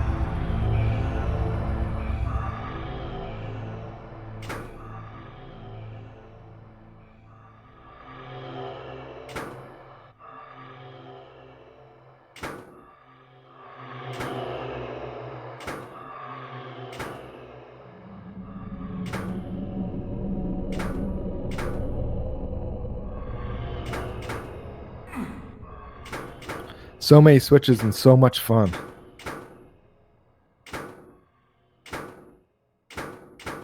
This was the 1997 version of one of those fidget spinner devices with all the buttons and the spinning And nothing happened. Yeah, your reward is just completing all the switches.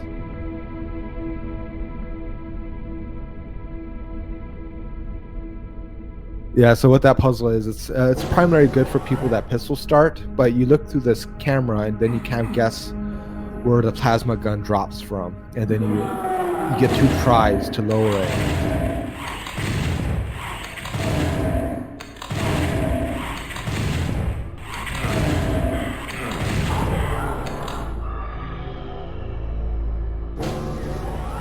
He still got you in the end. Yep.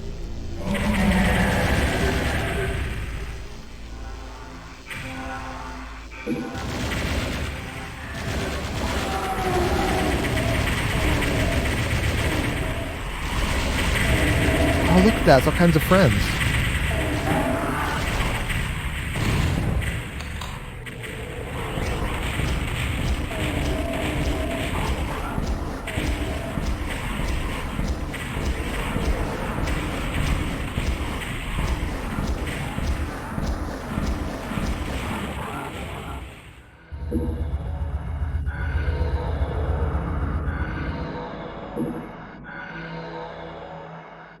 Yeah, Atomic, the Barons are tanky.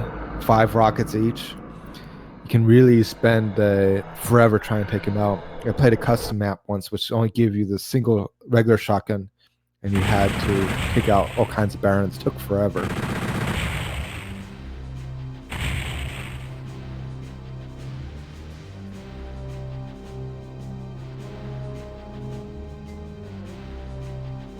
That's right, Verka.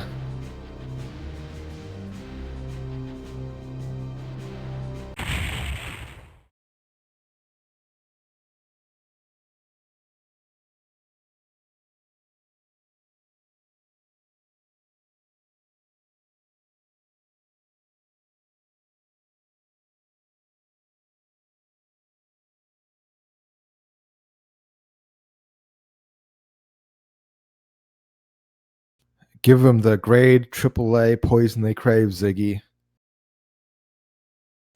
Once again, you found yourself lost.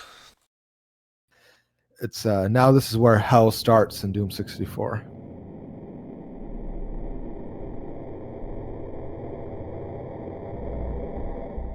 Yeah, Von, well, Doombite cackles. He wants to be here because he's lost his marbles finally.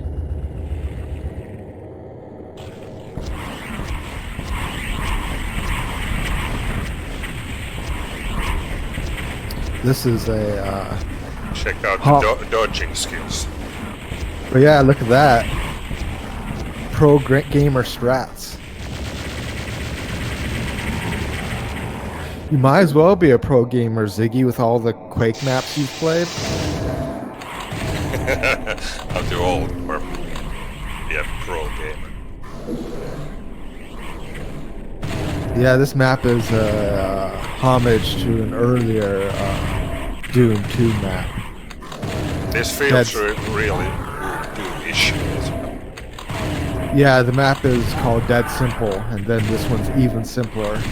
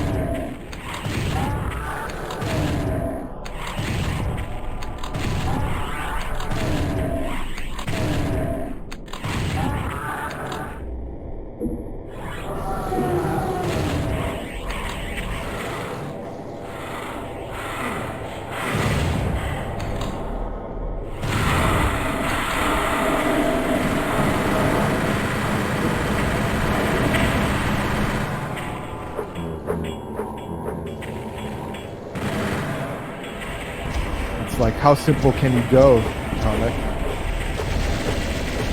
Although I bet your map, like each even simpler or dead simple make gets more detail, and I bet yours is the most detailed of all, Atomic.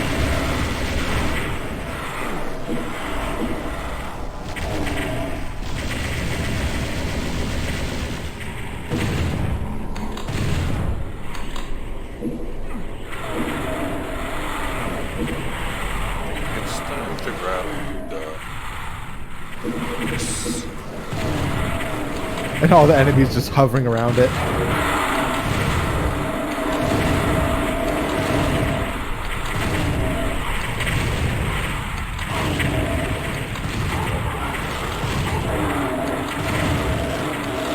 Talking about the flying skulls of Onmo.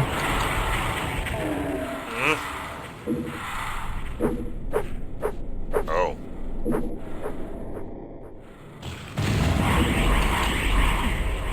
Yeah, look at those spikes.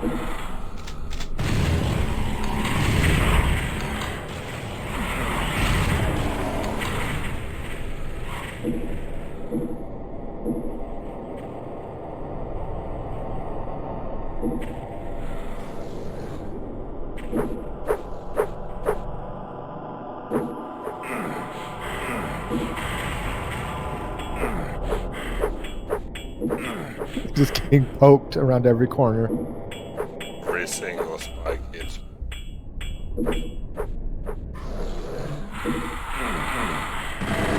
Yeah, I thought Quake would have prepared you for the spikes. What just happened? 7. Instant 7 health. Oh, it's that last soul. He was biting you from behind.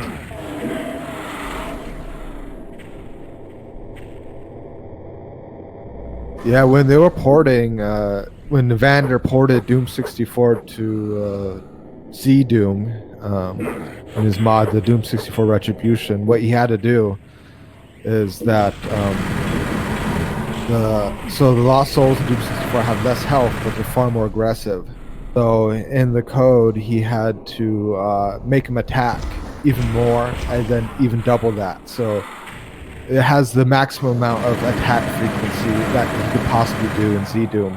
And also, once they get into an attack state, they stay in an attack state, so they'll keep on trying to missile at you indefinitely to kind of replicate the Doom 64 behavior. Ow. There you had a rocket face. It's not a death yet. It feels every so closer though.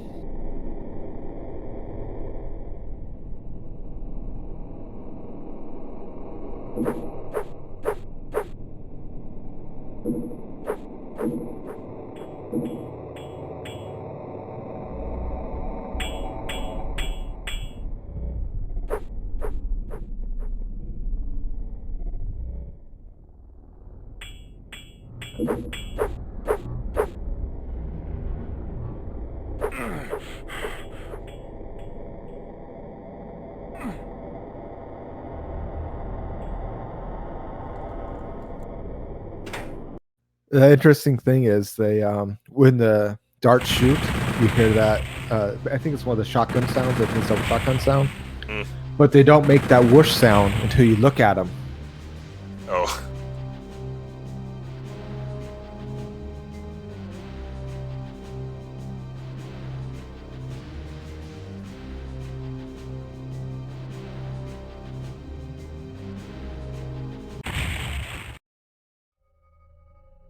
So you said 28 maps. Yeah, something like that. I'm just kind of guessing the math in my head.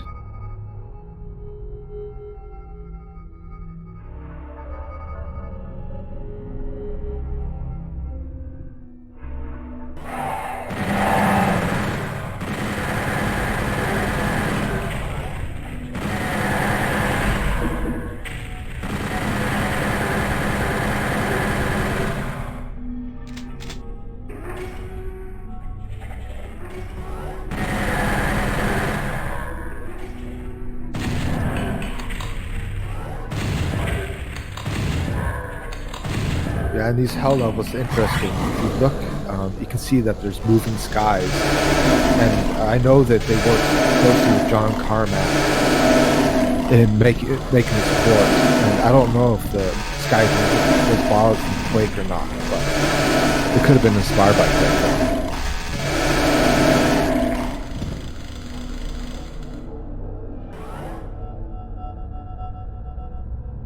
Oh yeah. It's like a combination of moving skies with a sprite background. I think it's a pretty neat effect. Yeah.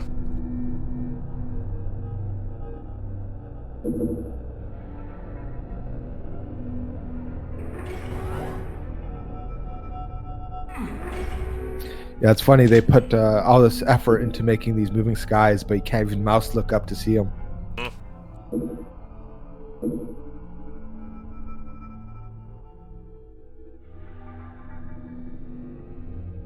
But actually, without having mouse look, it made it a little bit nicer to play on the N64 controller because you didn't have two analog sticks. Yeah, I can only imagine how hard it would be if you had to up and down with N64 controller.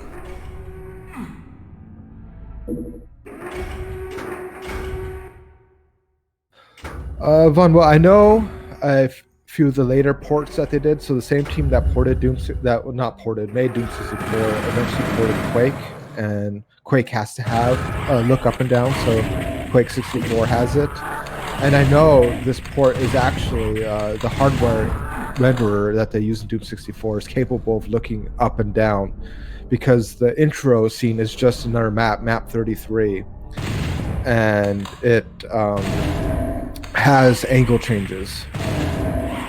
So although the original Doom engine was a software renderer, the Doom 64 did send it all of its stuff to the N64 3D renderer. So you could technically change angles, but for some reason they chose not to. At least for the main gameplay, they kept the angle changing for the intro.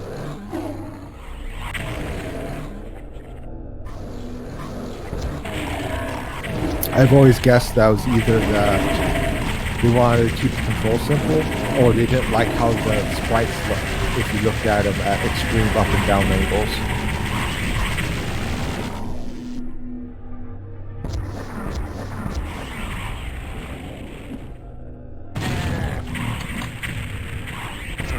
Or a bit both.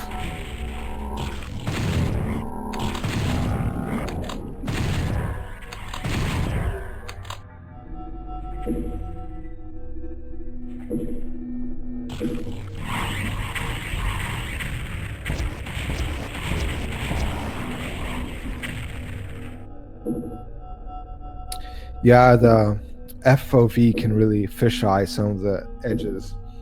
I know another prolific Quake player, JCR, he has one of those ultra widescreen displays, and increasing the FOV helps for that.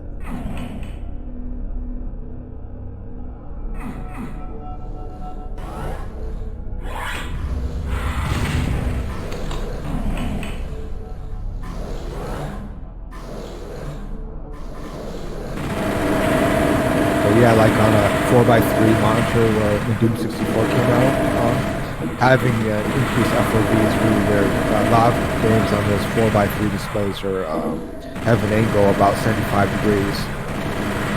Then widescreen seems to default to 90 degrees. And I think JCR probably does something like 120 for his ultra wide. That just screams secret.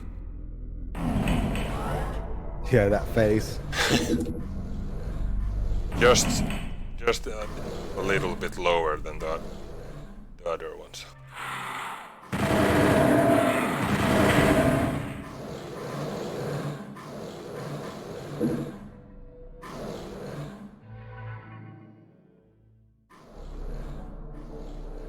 I notice a lot of Doom players, they refuse to use anything but the double shotgun. So those lost souls will usually eat them up. But since you've been using the chain gun against them, it helps you stay alive. Yeah.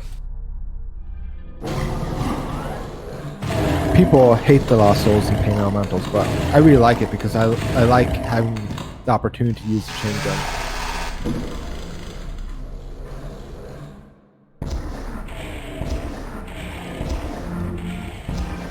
I think the Doom 64 chain gun also fires at a slightly faster rate too, but I could be wrong. I think we have a BFG.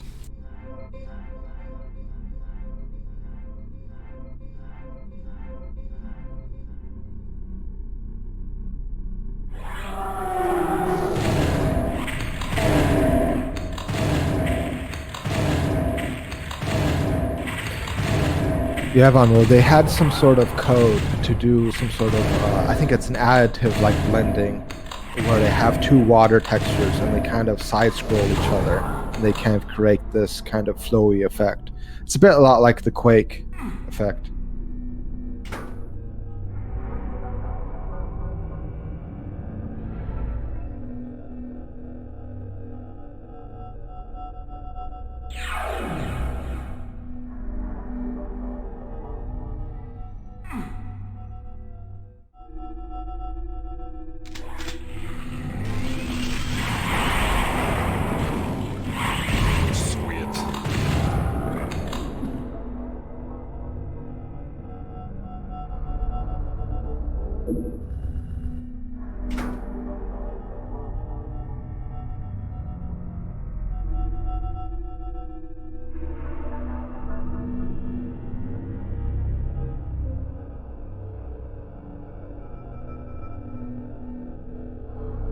Oh, that was the switch you're referring to, Atomic? The one at the end of the hall that magically appears in front of you?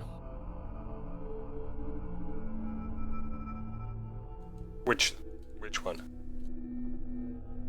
The one that you, I think it's the one that you went down the hallway, or was it the one at the waterfall? Okay, was it the one at the waterfall where you flip the switch and you have to figure out what it did?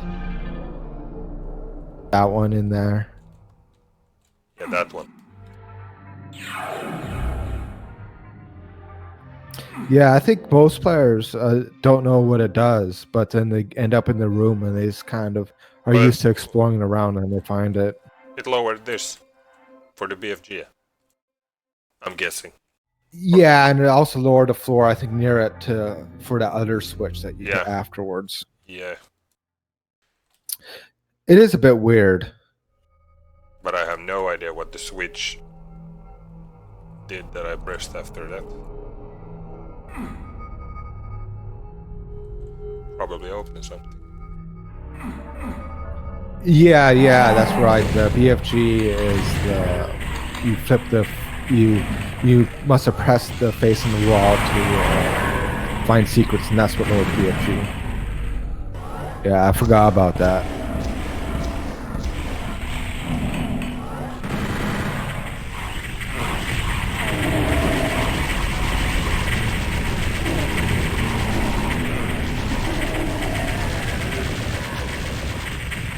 Atomic Fog just remixed this map to add more detail. He has Doom 64 Reloaded, which is tentatively scheduled for sometime around Halloween. At least the first episode of it.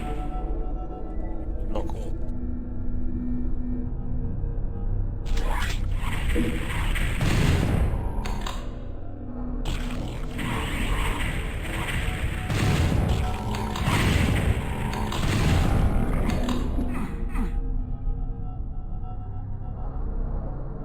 No Fatso survives. No, not in my world.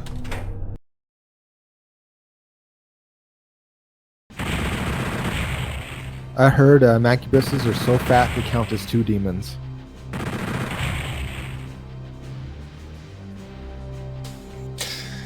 I hope so, yeah.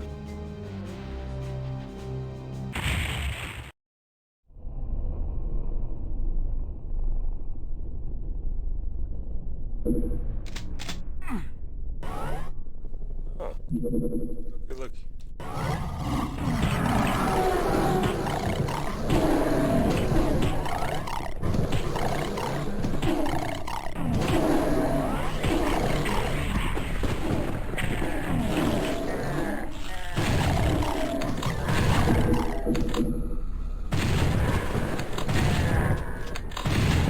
Yeah, Atomic Fog, they use those combinations of 3D floors to create these bridges and macro work to get the bridges to actually work. So there's some semblance of actual 3D movement in Doom 64.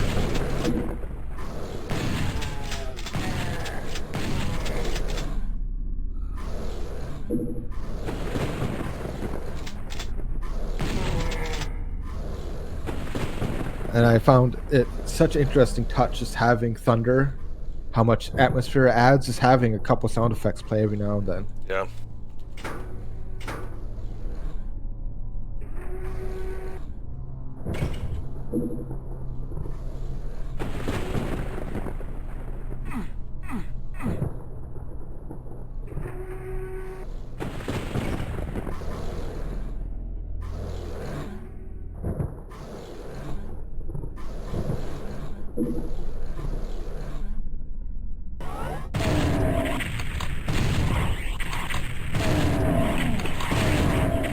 Who's raiding to just claw you? Get out of the way. Too fast for him. I had a rumor at Atomic, I don't know if it's true or not, but they got one of the programmers to do a lot of these macro scripting. I'm not sure if it's true or not,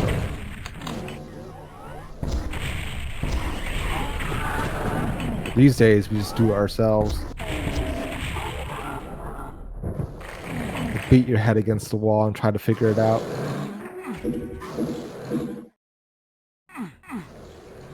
Yeah, see that? You're actually on bridges in the Doom game.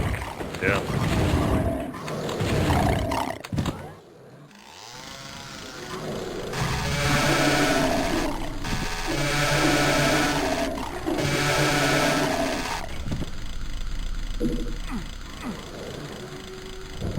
Yeah, Shattered. Watch Your Step is a pretty cool level. I like its soundtrack. It's Watch Your Step has like the shortest soundtrack in the game. It's only like 2 minutes long, but it's a nice sequence.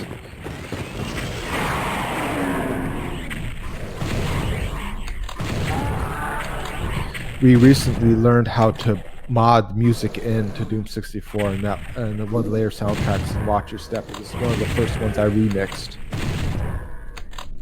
Oh, that's cool. Yeah, believe it or not, the music's actually MIDI, but it uses a custom set of sounds, and so it doesn't sound like MIDI.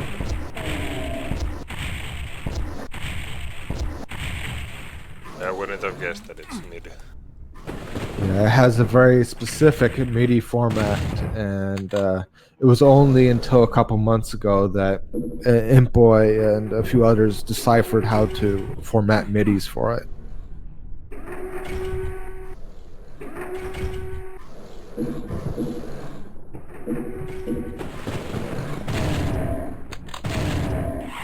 Yeah, Von, well, the architecture of these maps is it's different than what you normally see. It's almost like built by demons themselves. It's not like a human designed map because they kind of go off in weird, man, in inhuman ways. I think it's cool.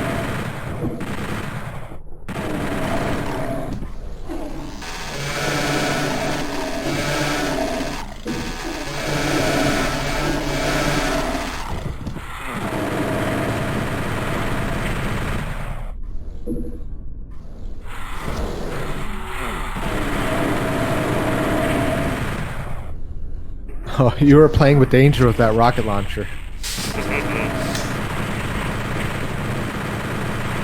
The Doom gods are smiling on you because you've been pretty lucky. Yeah, well, I'm so unlucky in real life, so gotta have luck at some point. One of my friends, he had a joke that even the sun shines on a dog's ass once in a while. Yep.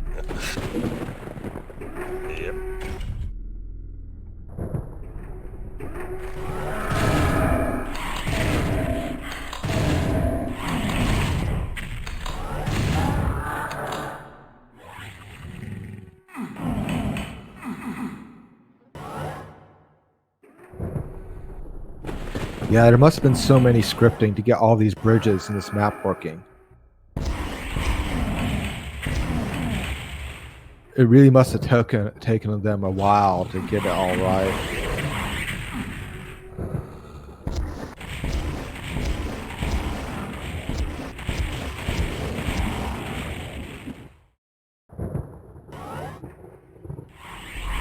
And I think Atomic Frog is right. The Mancubuses could have been buffed up a little bit. Perhaps the Barons buffed down and the Mancubus is buffed up. And I think the Arachnotrons could have been buffed up too.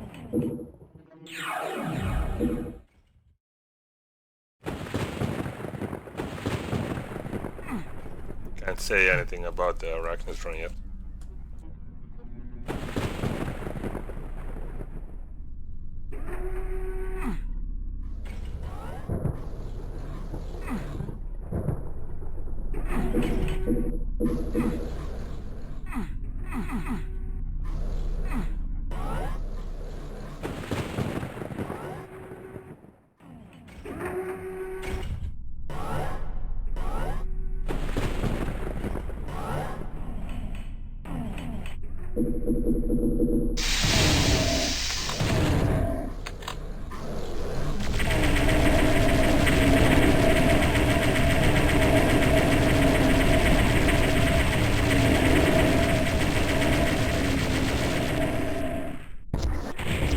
Yeah, and the Doom 64 Discord, we pretty much just a lot of it's trial and fail, see what will fit in and which is moddable or not.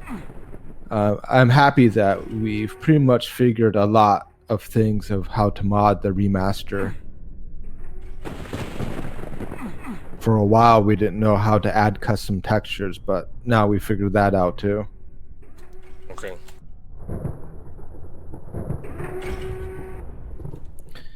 It isn't quite like Quake modding where you have an open source to work with.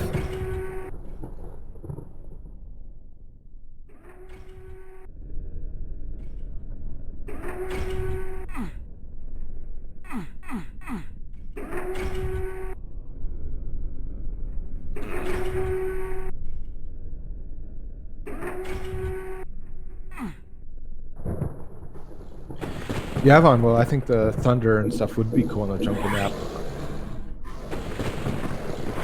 One of the users on the Discord, 64, he also runs the Turok Sanctum. He made a Doom 64 EX map using Turok textures, which kind of have some jungle themes to it. Although the map itself is not very jungly, but I could see them using some vine sprites and more green textures to make a jungle map.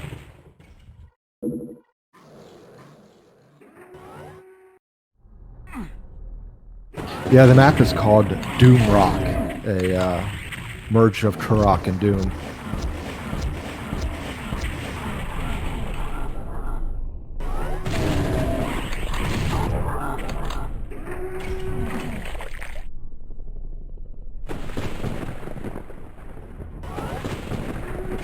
Hey, J Factor. Yeah, the grunting is like, where is it? Where is it? As in Duke Nukem.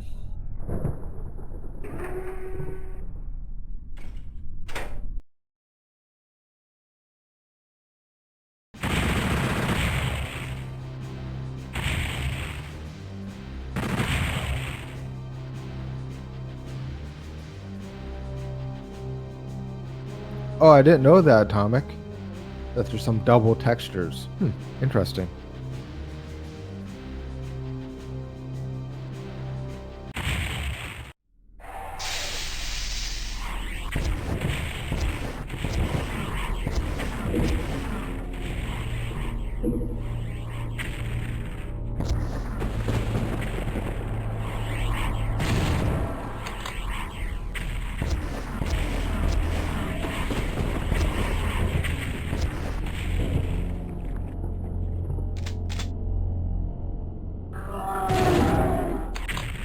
A lot of people like this level and the soundtrack.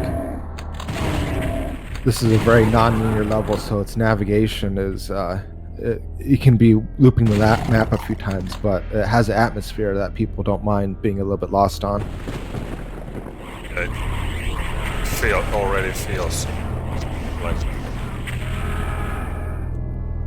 Okay, and the sound sounds pretty neat as well.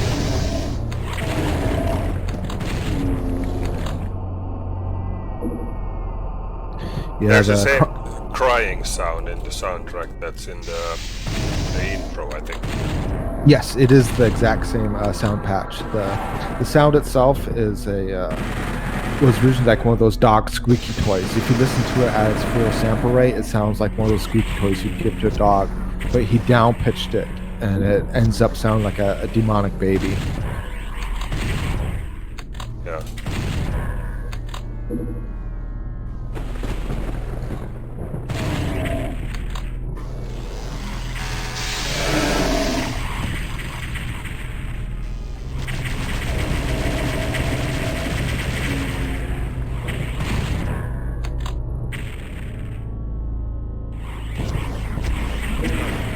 And one of the sounds in the game, it was Aubrey Hodges recorded a fly that flew into his can and that was buzzing around.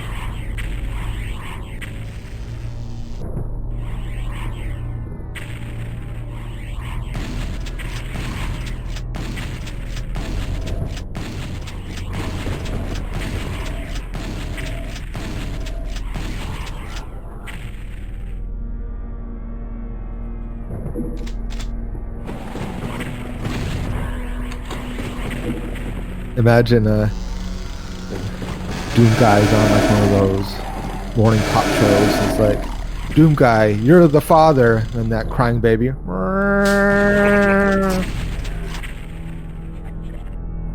Just the look of Doom Guy's face, look at going all crazy.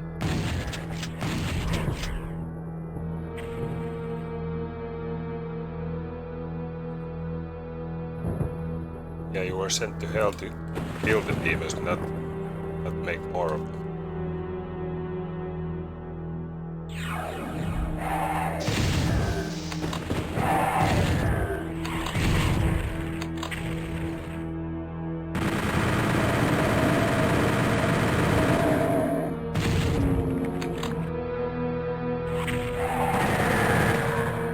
Yeah, Doom 64 has a few castle levels, which is kind of reminds me of like castle levels in Quake.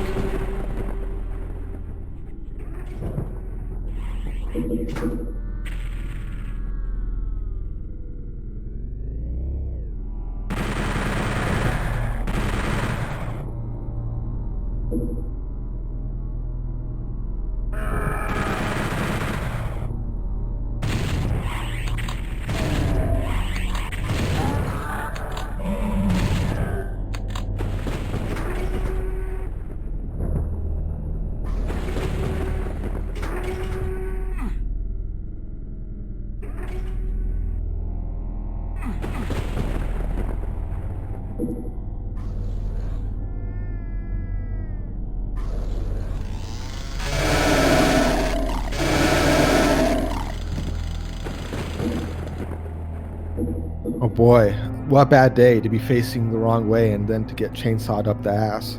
Yeah, with a double barrel chain.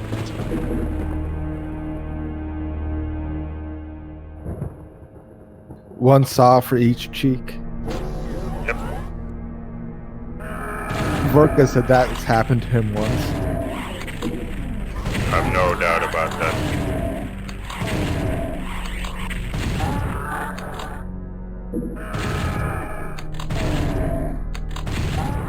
I guess everything's possible in Finland. Yep. It's not easy being the mastermind behind the Finnish episode. Truly have to go to some dark places. Yeah.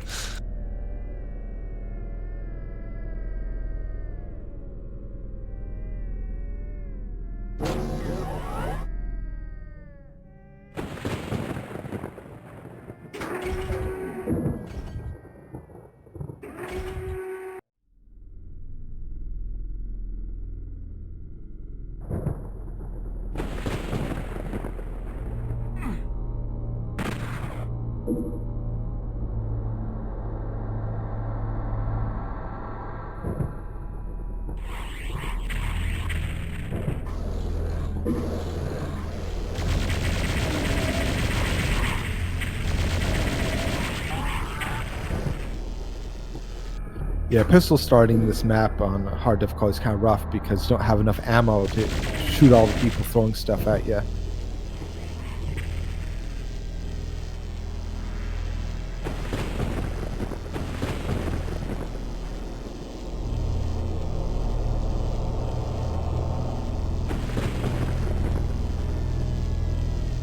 Oh yeah, this level has a secret exit as well, to a secret level. Okay. Luckily it's not a one-shot at this one.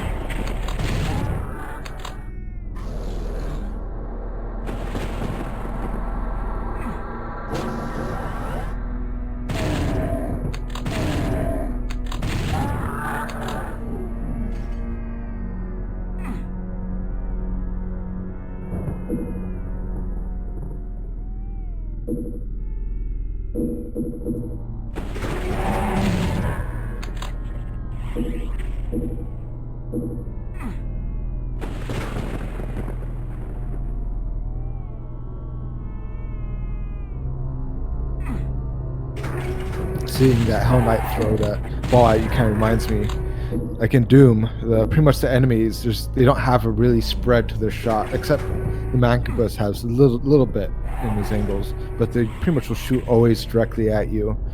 In the Doom mod I was working on, I made it 1 in 4 chance that they'll throw a more random shot that will be offset by an angle. And boy, did the Doom mappers hate it because it was much harder to strike their projectiles. Of course they had it. It's different. What's the red power-up, Paul? I think that's invisibility. Partial invisibility. Oh yeah. Makes the enemies shoot in random directions. Yeah, so basically my mod had a little bit, kind of made it partial invisibility for like 1/4 of the time, but in reality it was not in all random directions. It was still like a cone of angles that they could shoot the player at.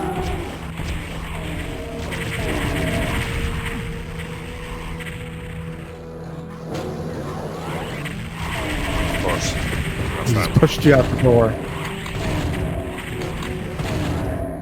He's like, get out of my house.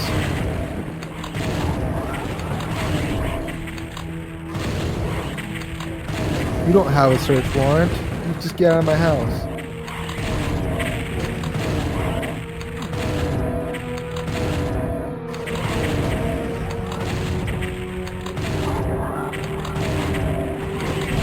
It's interesting how you can slide along these stairs. It can really moment you out of places.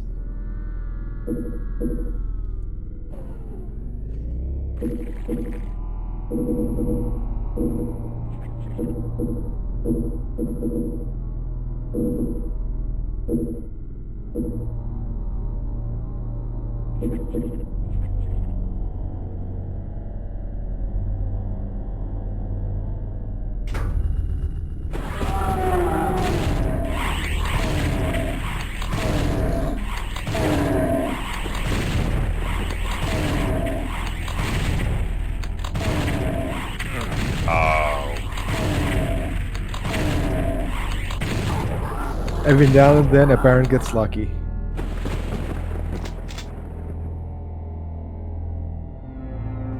Oh yeah, there's well, for me, it's a new weapon.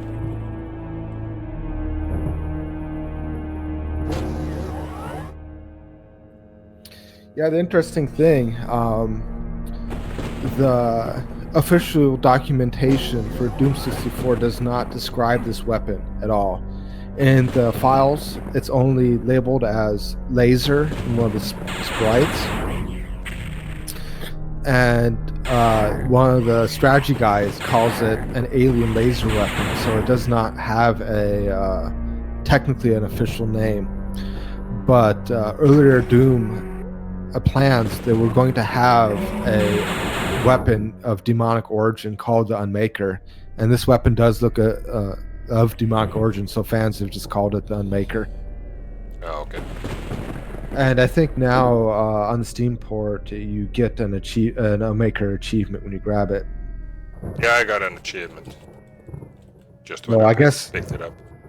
Yeah, so I guess the fan name calling it the Unmaker is semi-official. So on that blue sphere pillar, if you look at the auto map, it's an arrow pointing to an invisible wall you can jump through, and that's the secret exit.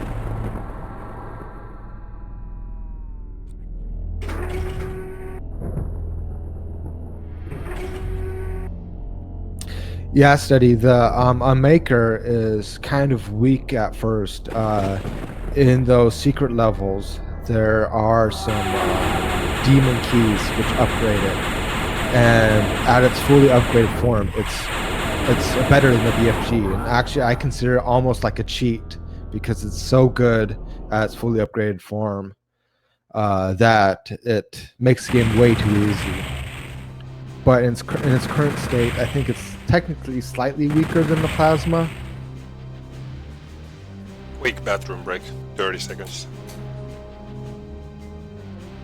Talk amongst yourselves.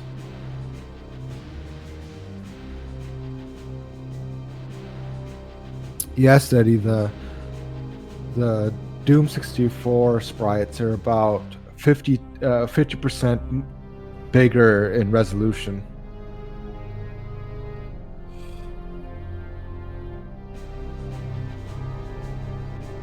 So I'm working on a mod to put the Doom 64 sprites into like vanilla maps for Doom or custom maps.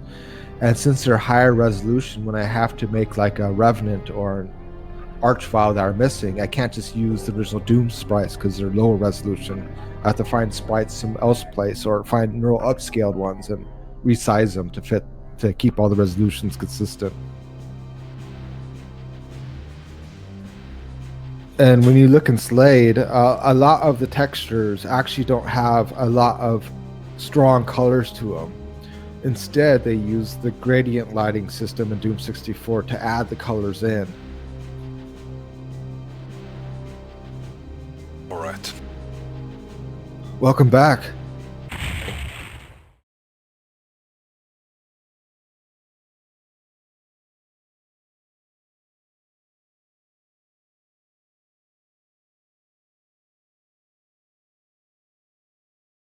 Look how happy Doom Guy is. He's smiling and everything.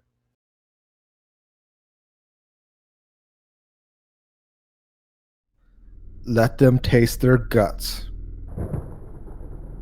And Thunder's back.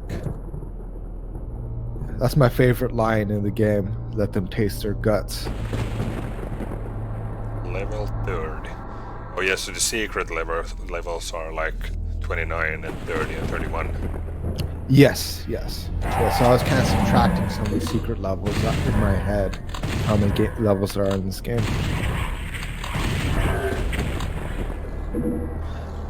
Yeah, and Atomic Frog is right. In the Doom 64 EX code, the mother demon's called the Resurrector. And so technically the mother demon does not technically have an official name. At the end, she's called the mother of all demons. But in the official documentation, there's not much information actually on her. In the actual sprite name, it's RECT, which is like short for Resurrector. So a lot of times people will just go by Resurrector. Oh, okay. That's because like some of the original lore of Doom 64, way back before they had much done on it, was that Doom Guy forgot one archvile, left one archvile behind, and that one archvile resurrected all the demons.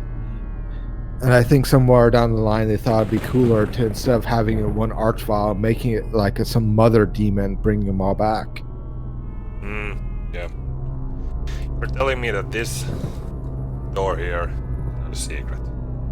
The only one that's different from the other one.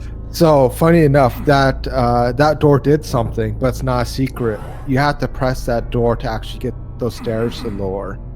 Okay. But later, no.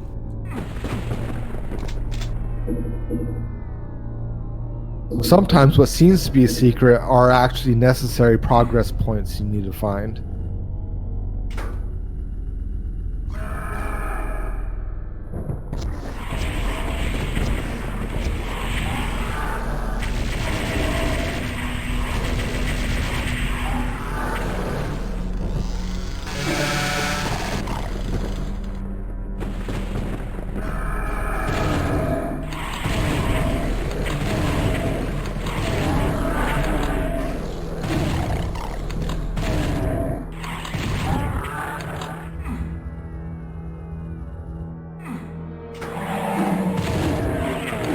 Not cool. Just suddenly show up. It's a party now.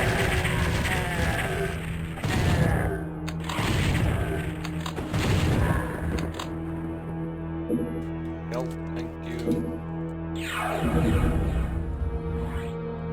Oh.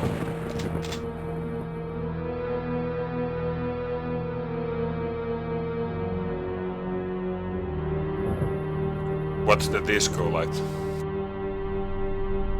Oh, so that's one of the demon keys. That will give you a slight upgrade to your Unmaker. Okay. There's a shooting puzzle above that will lower that key down.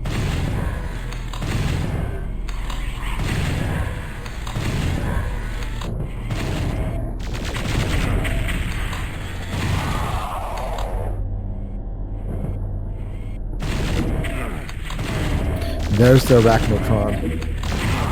Yeah. Quite weak. Yeah, it could have been buffed a little bit more, because especially since it's such a cool looking enemy.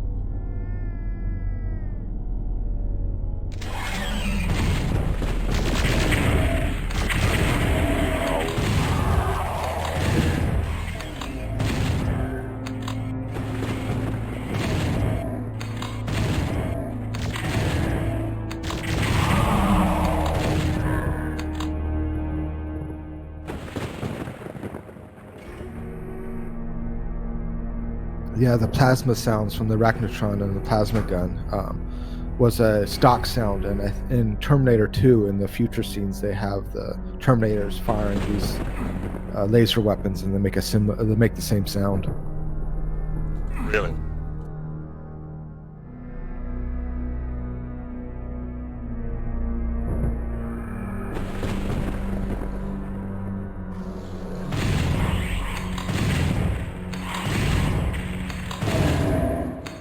It's good to have you on here with all the facts. Yeah, I got so many facts, it's a problem.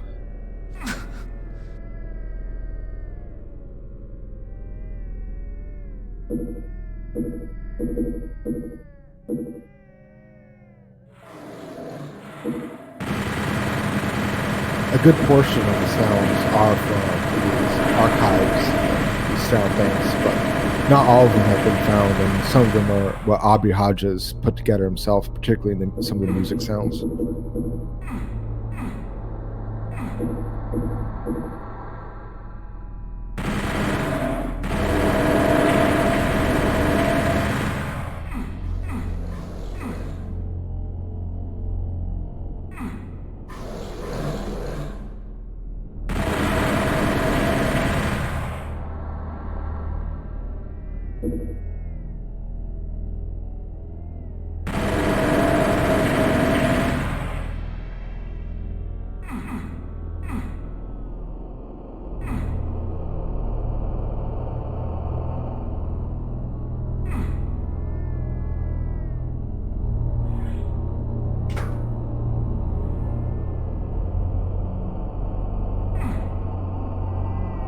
Tricky switches.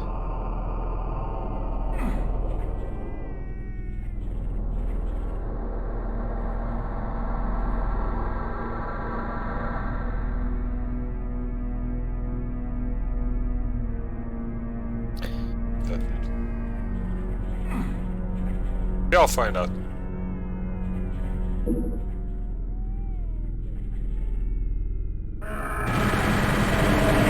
Yeah, Von, well, seeing just a texture image in like a slate file, it's hard to see how it can be used, but once you see the level and how it's placed, it's like trim around geometry.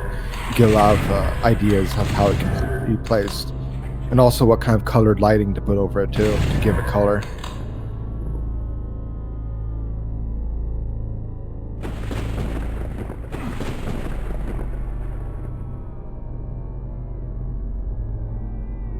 Yeah, in one of those wooden rooms above, once you enter it, where the arachnotrons were, you will hear a sound, and that will lower a switch to shoot for the demon key.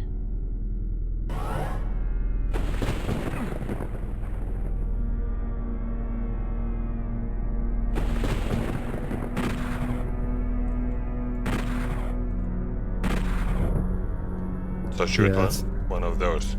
No, not those. When you enter that room, that little area, then you will hear something lower, and then you can shoot it. It's in that little room with a wooden floor. Yeah, that room.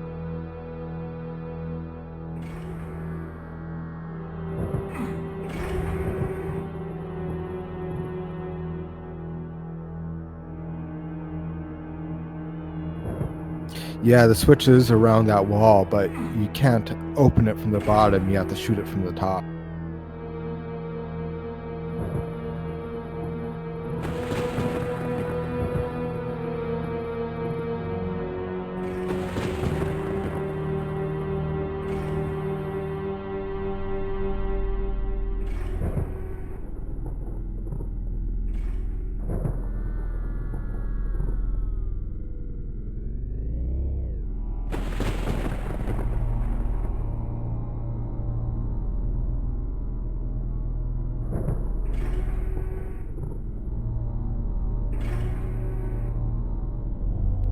Yeah, I can't figure out where it is. If you stay on that room with the wooden floor and you look around when it opens, it's on one of the walls.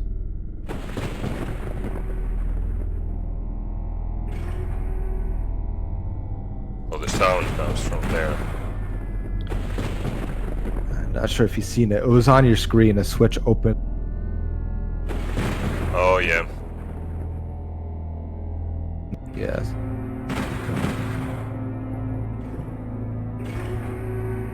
guy hit. Yeah, so then it once you shoot that switch, it will open up another switch that you need to shoot from that same room. Yeah, right there. Hey, Quasi-Otter. Smile side shit going on here. Yeah, this is one of the secret Doom 64 maps.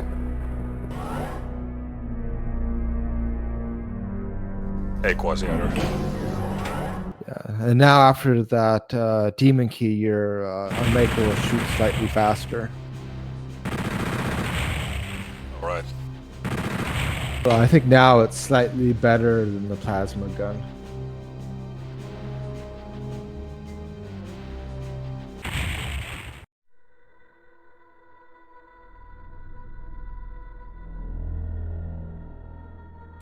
Now we've done 2 secret levels and this is level 13. So we're about halfway through. Yeah, about halfway, yeah. I think I'll do this and then we'll save and then I'll do the other half at some other Yeah, that point. makes sense. Because we're now 2 hours and 44 minutes in. And I can't do 6 hours straight. And that's about right for Doom 64 playthrough. It's about 6 hours.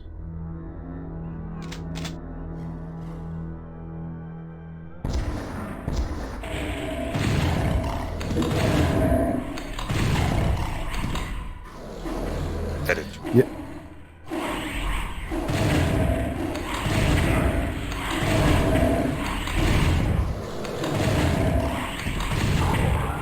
Yeah, this map has some interesting events in it. Ow. Every time the spikes get you. Spikes. MVP. Doom 64.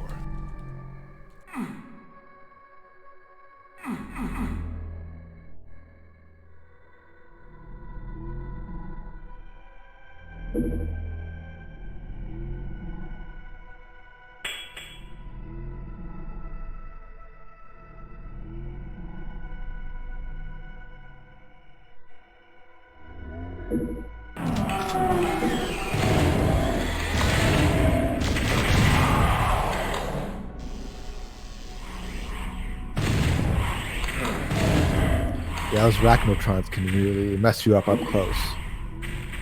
I got ammo for Unmaker, no ammo for Plus.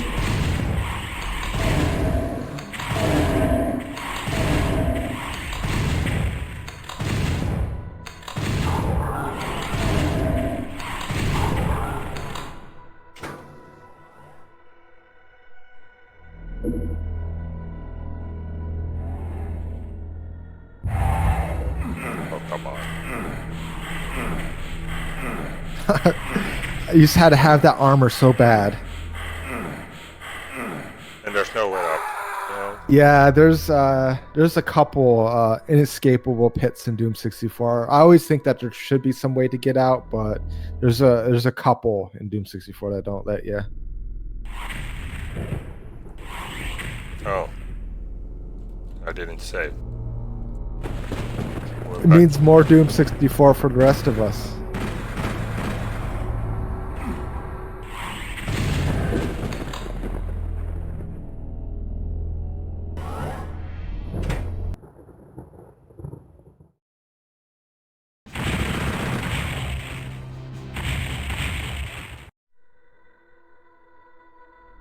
Save.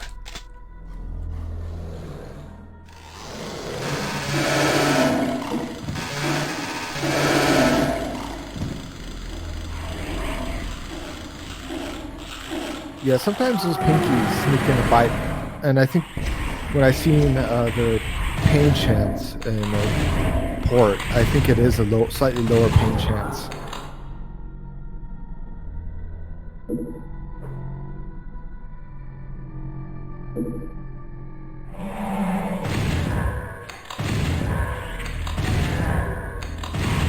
Yeah, I guess you're right, Quasiator, that if you realize there's a chance where a trap can permanently kill you, it gives you more hesitation and anxiety.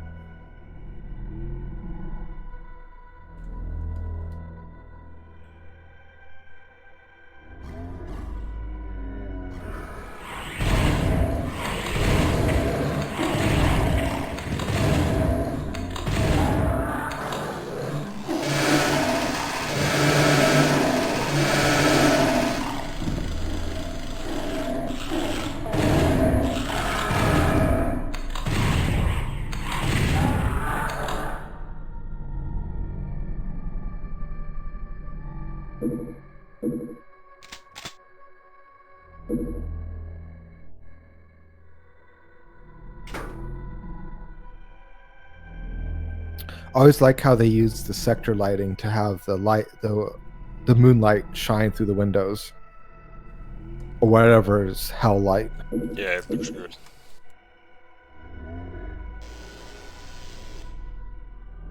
That's one nice thing about having sector lights, is that those really sharp light lines.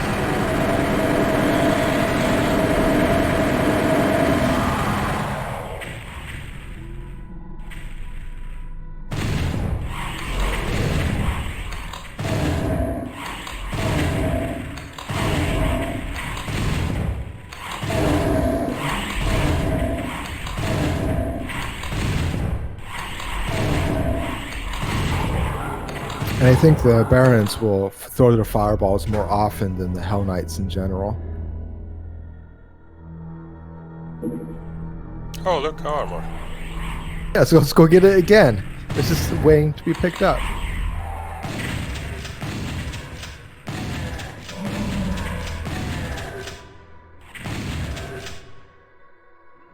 Time for a quick save. Oh, and one thing that was cut in Doom 64 is some of the weapon animations. They're more simpler, a bit like how the Quake super shotgun works. Yeah. And the regular shotgun. I think they figured that if they could get away with it in Quake, they can do it in Doom 64, but it was also a cost-cutting measure to save space in the cartridge.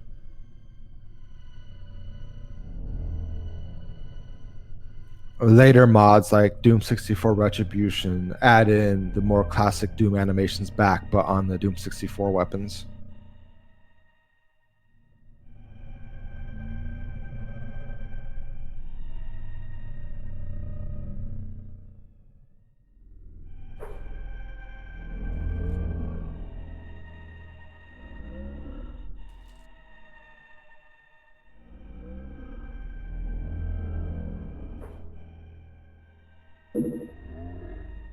Steady, let me link you up to a spreadsheet of some Doom 64 mods and maps.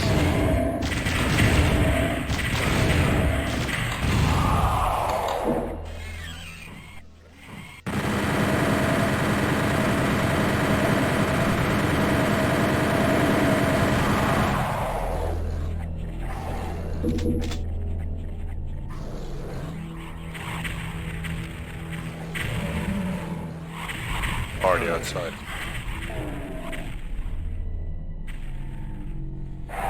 In there's also a link to the Doom 64 Discord, where if you are like me and you can't stop talking about Doom 64 until it becomes a problem, you can go in there and keep talking.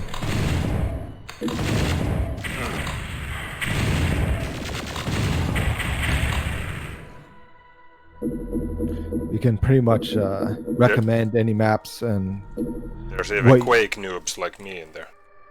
Yes, that's right.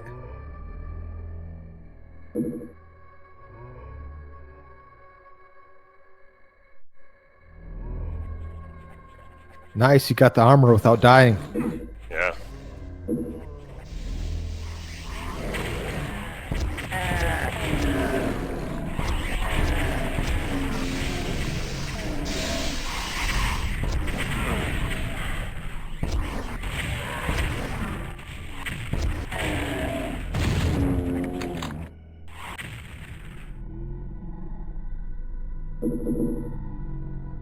Yeah, Doom 64 modding is not quite as prolific as Quake mapping, because like in Quake mapping, you can almost get a new map.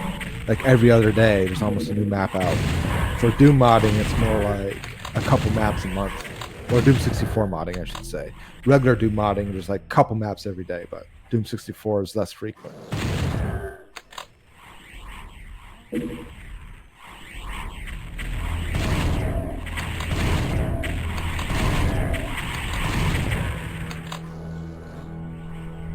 But we're working on keeping it going and making new ports and figuring out how to mod it more.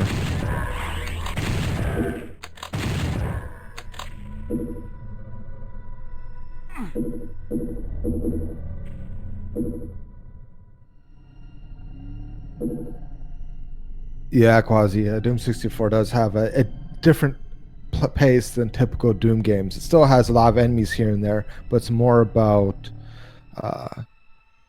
avoiding the traps, kind of finding your way through, solving the puzzles.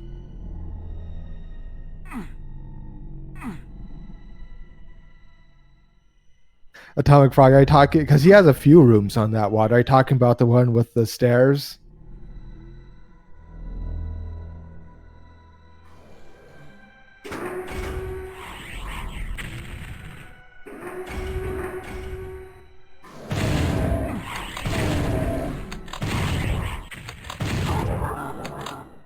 Oh, you didn't get to the one with the stairs with that map. Oh yeah, that's what you're talking about, Quasi, about the frequency of releases. Like, yeah, if you follow the original Doom and Doom 1 and Doom 2 communities, those releases are so frequent you can't keep up. And with Quake, you have to be ziggy and play all the time to keep up. I'm doing my best playing the maps. With Doom 64, you have a good chance of keeping up because there's only a couple a month.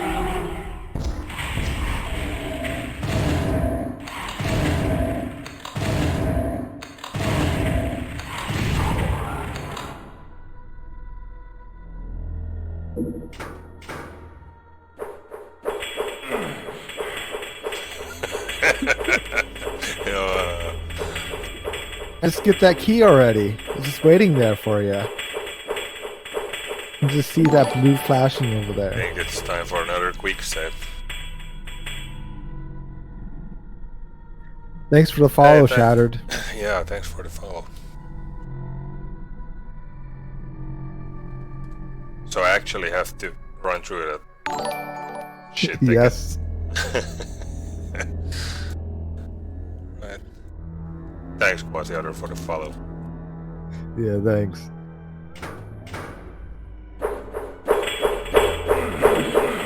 Yeah, on the N64, when you die in here, you had to restart the map.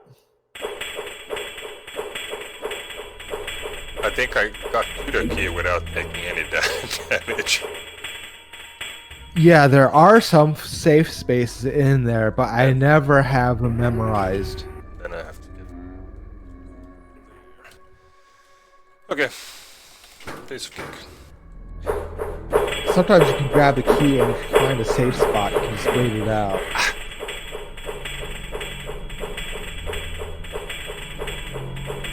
Nice, nice. You didn't take as much damage. No.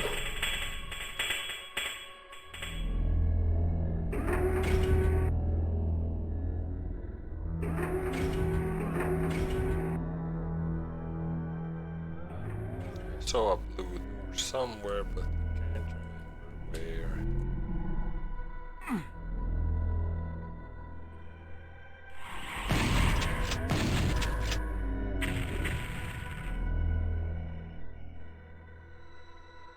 Yeah, I don't know how I handled it as a...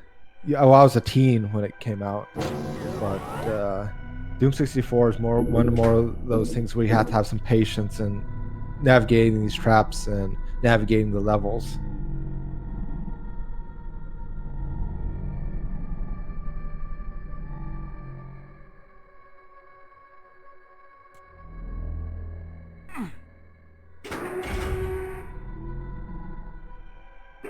surprisingly, a lot of people that have been playing Doom 64 for the first time, they've been enjoying it. And I think some of it might be that they're not in that loop of a lot of modern action FPS games where you're just killing next arena, killing next arena. So I think they see Doom 64 as something different and interesting.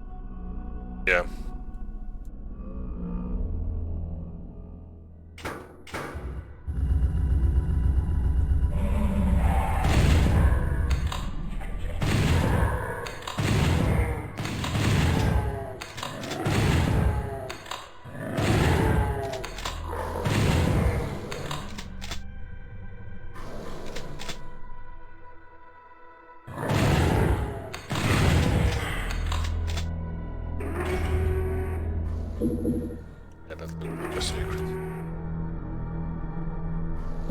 I particularly enjoy this library maze. I know some people don't like mazes, but I like these little library mazes. I find them interesting.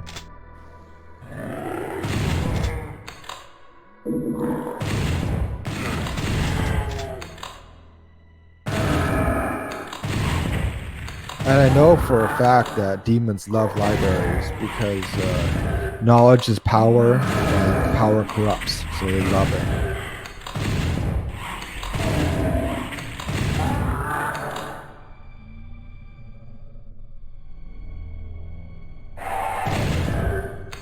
Quasi got it.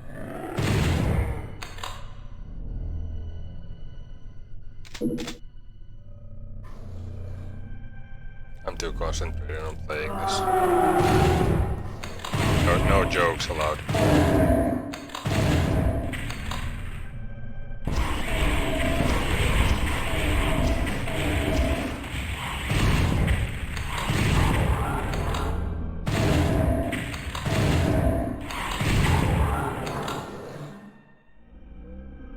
Yeah, that's right, Verka. Doom at 64 is about suffering. Not one happy sound in the entire game, which is why I like it.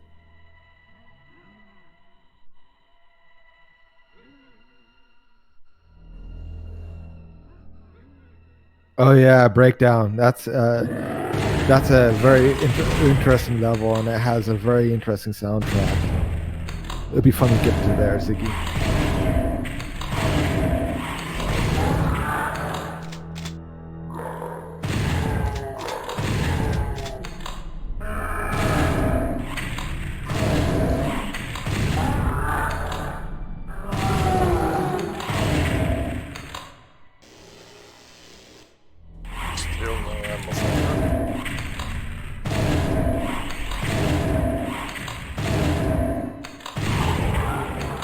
This kind of tight geometry really makes it good to have zombie men around corners. You can really use them to your advantage as a mapper.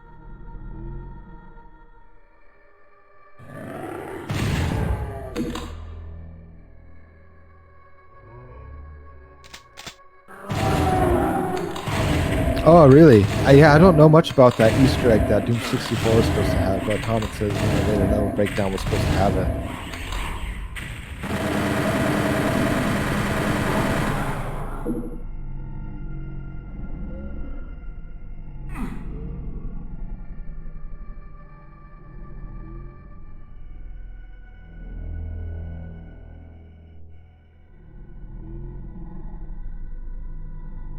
I know one of the Doom 64 mappers, Tim, he shows up on the Doom World forums every now and then. We could always ask him what the secret Easter egg was supposed to be. But I don't know if he remembers.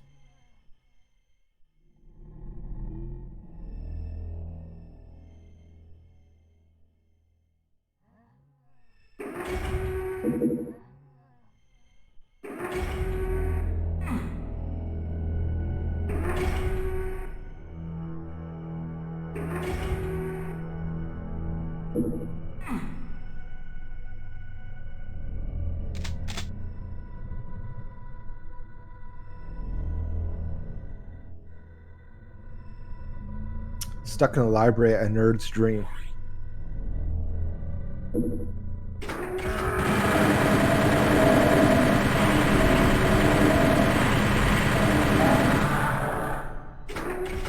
You can see how that's a very similar texture, but because the lighting system is yellow now. Yeah.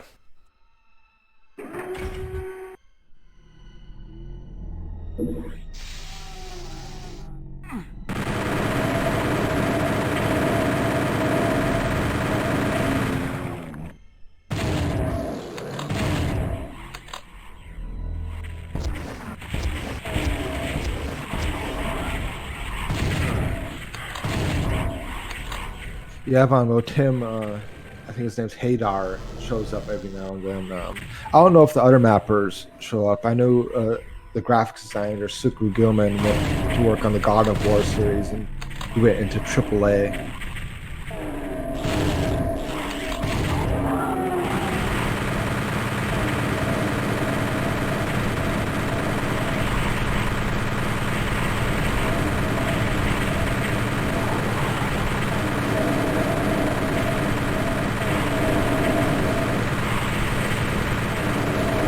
And I've seen Avi Hodges make a post, the musician the guy who did all the sound assets, show up on Doom World too. He doesn't post there quite as often, but he does say hi every now and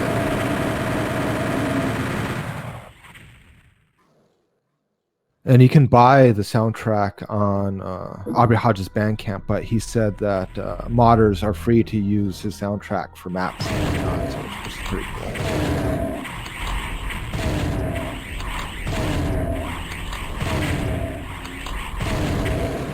Come on, die. I think Atomic Frog, the multiplayer on this is pretty much non-existent. EX had some hinting of the multiplayer, but remastered, I don't think. I think it's not even a thing you can even try, unfortunately. But I know like Brutal Doom 64 is for Zandronum, and people can do multiplayer on it. And I think it's technically possible to take an Evander's Doom 64 Retribution, which is more accurate than Brutal Doom 64, and get it Zandronum compatible.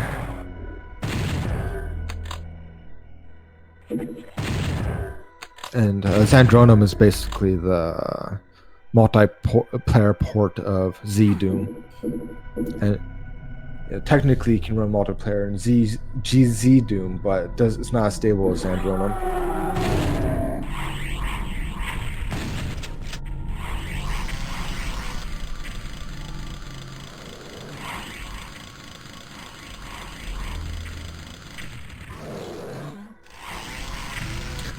Oh no.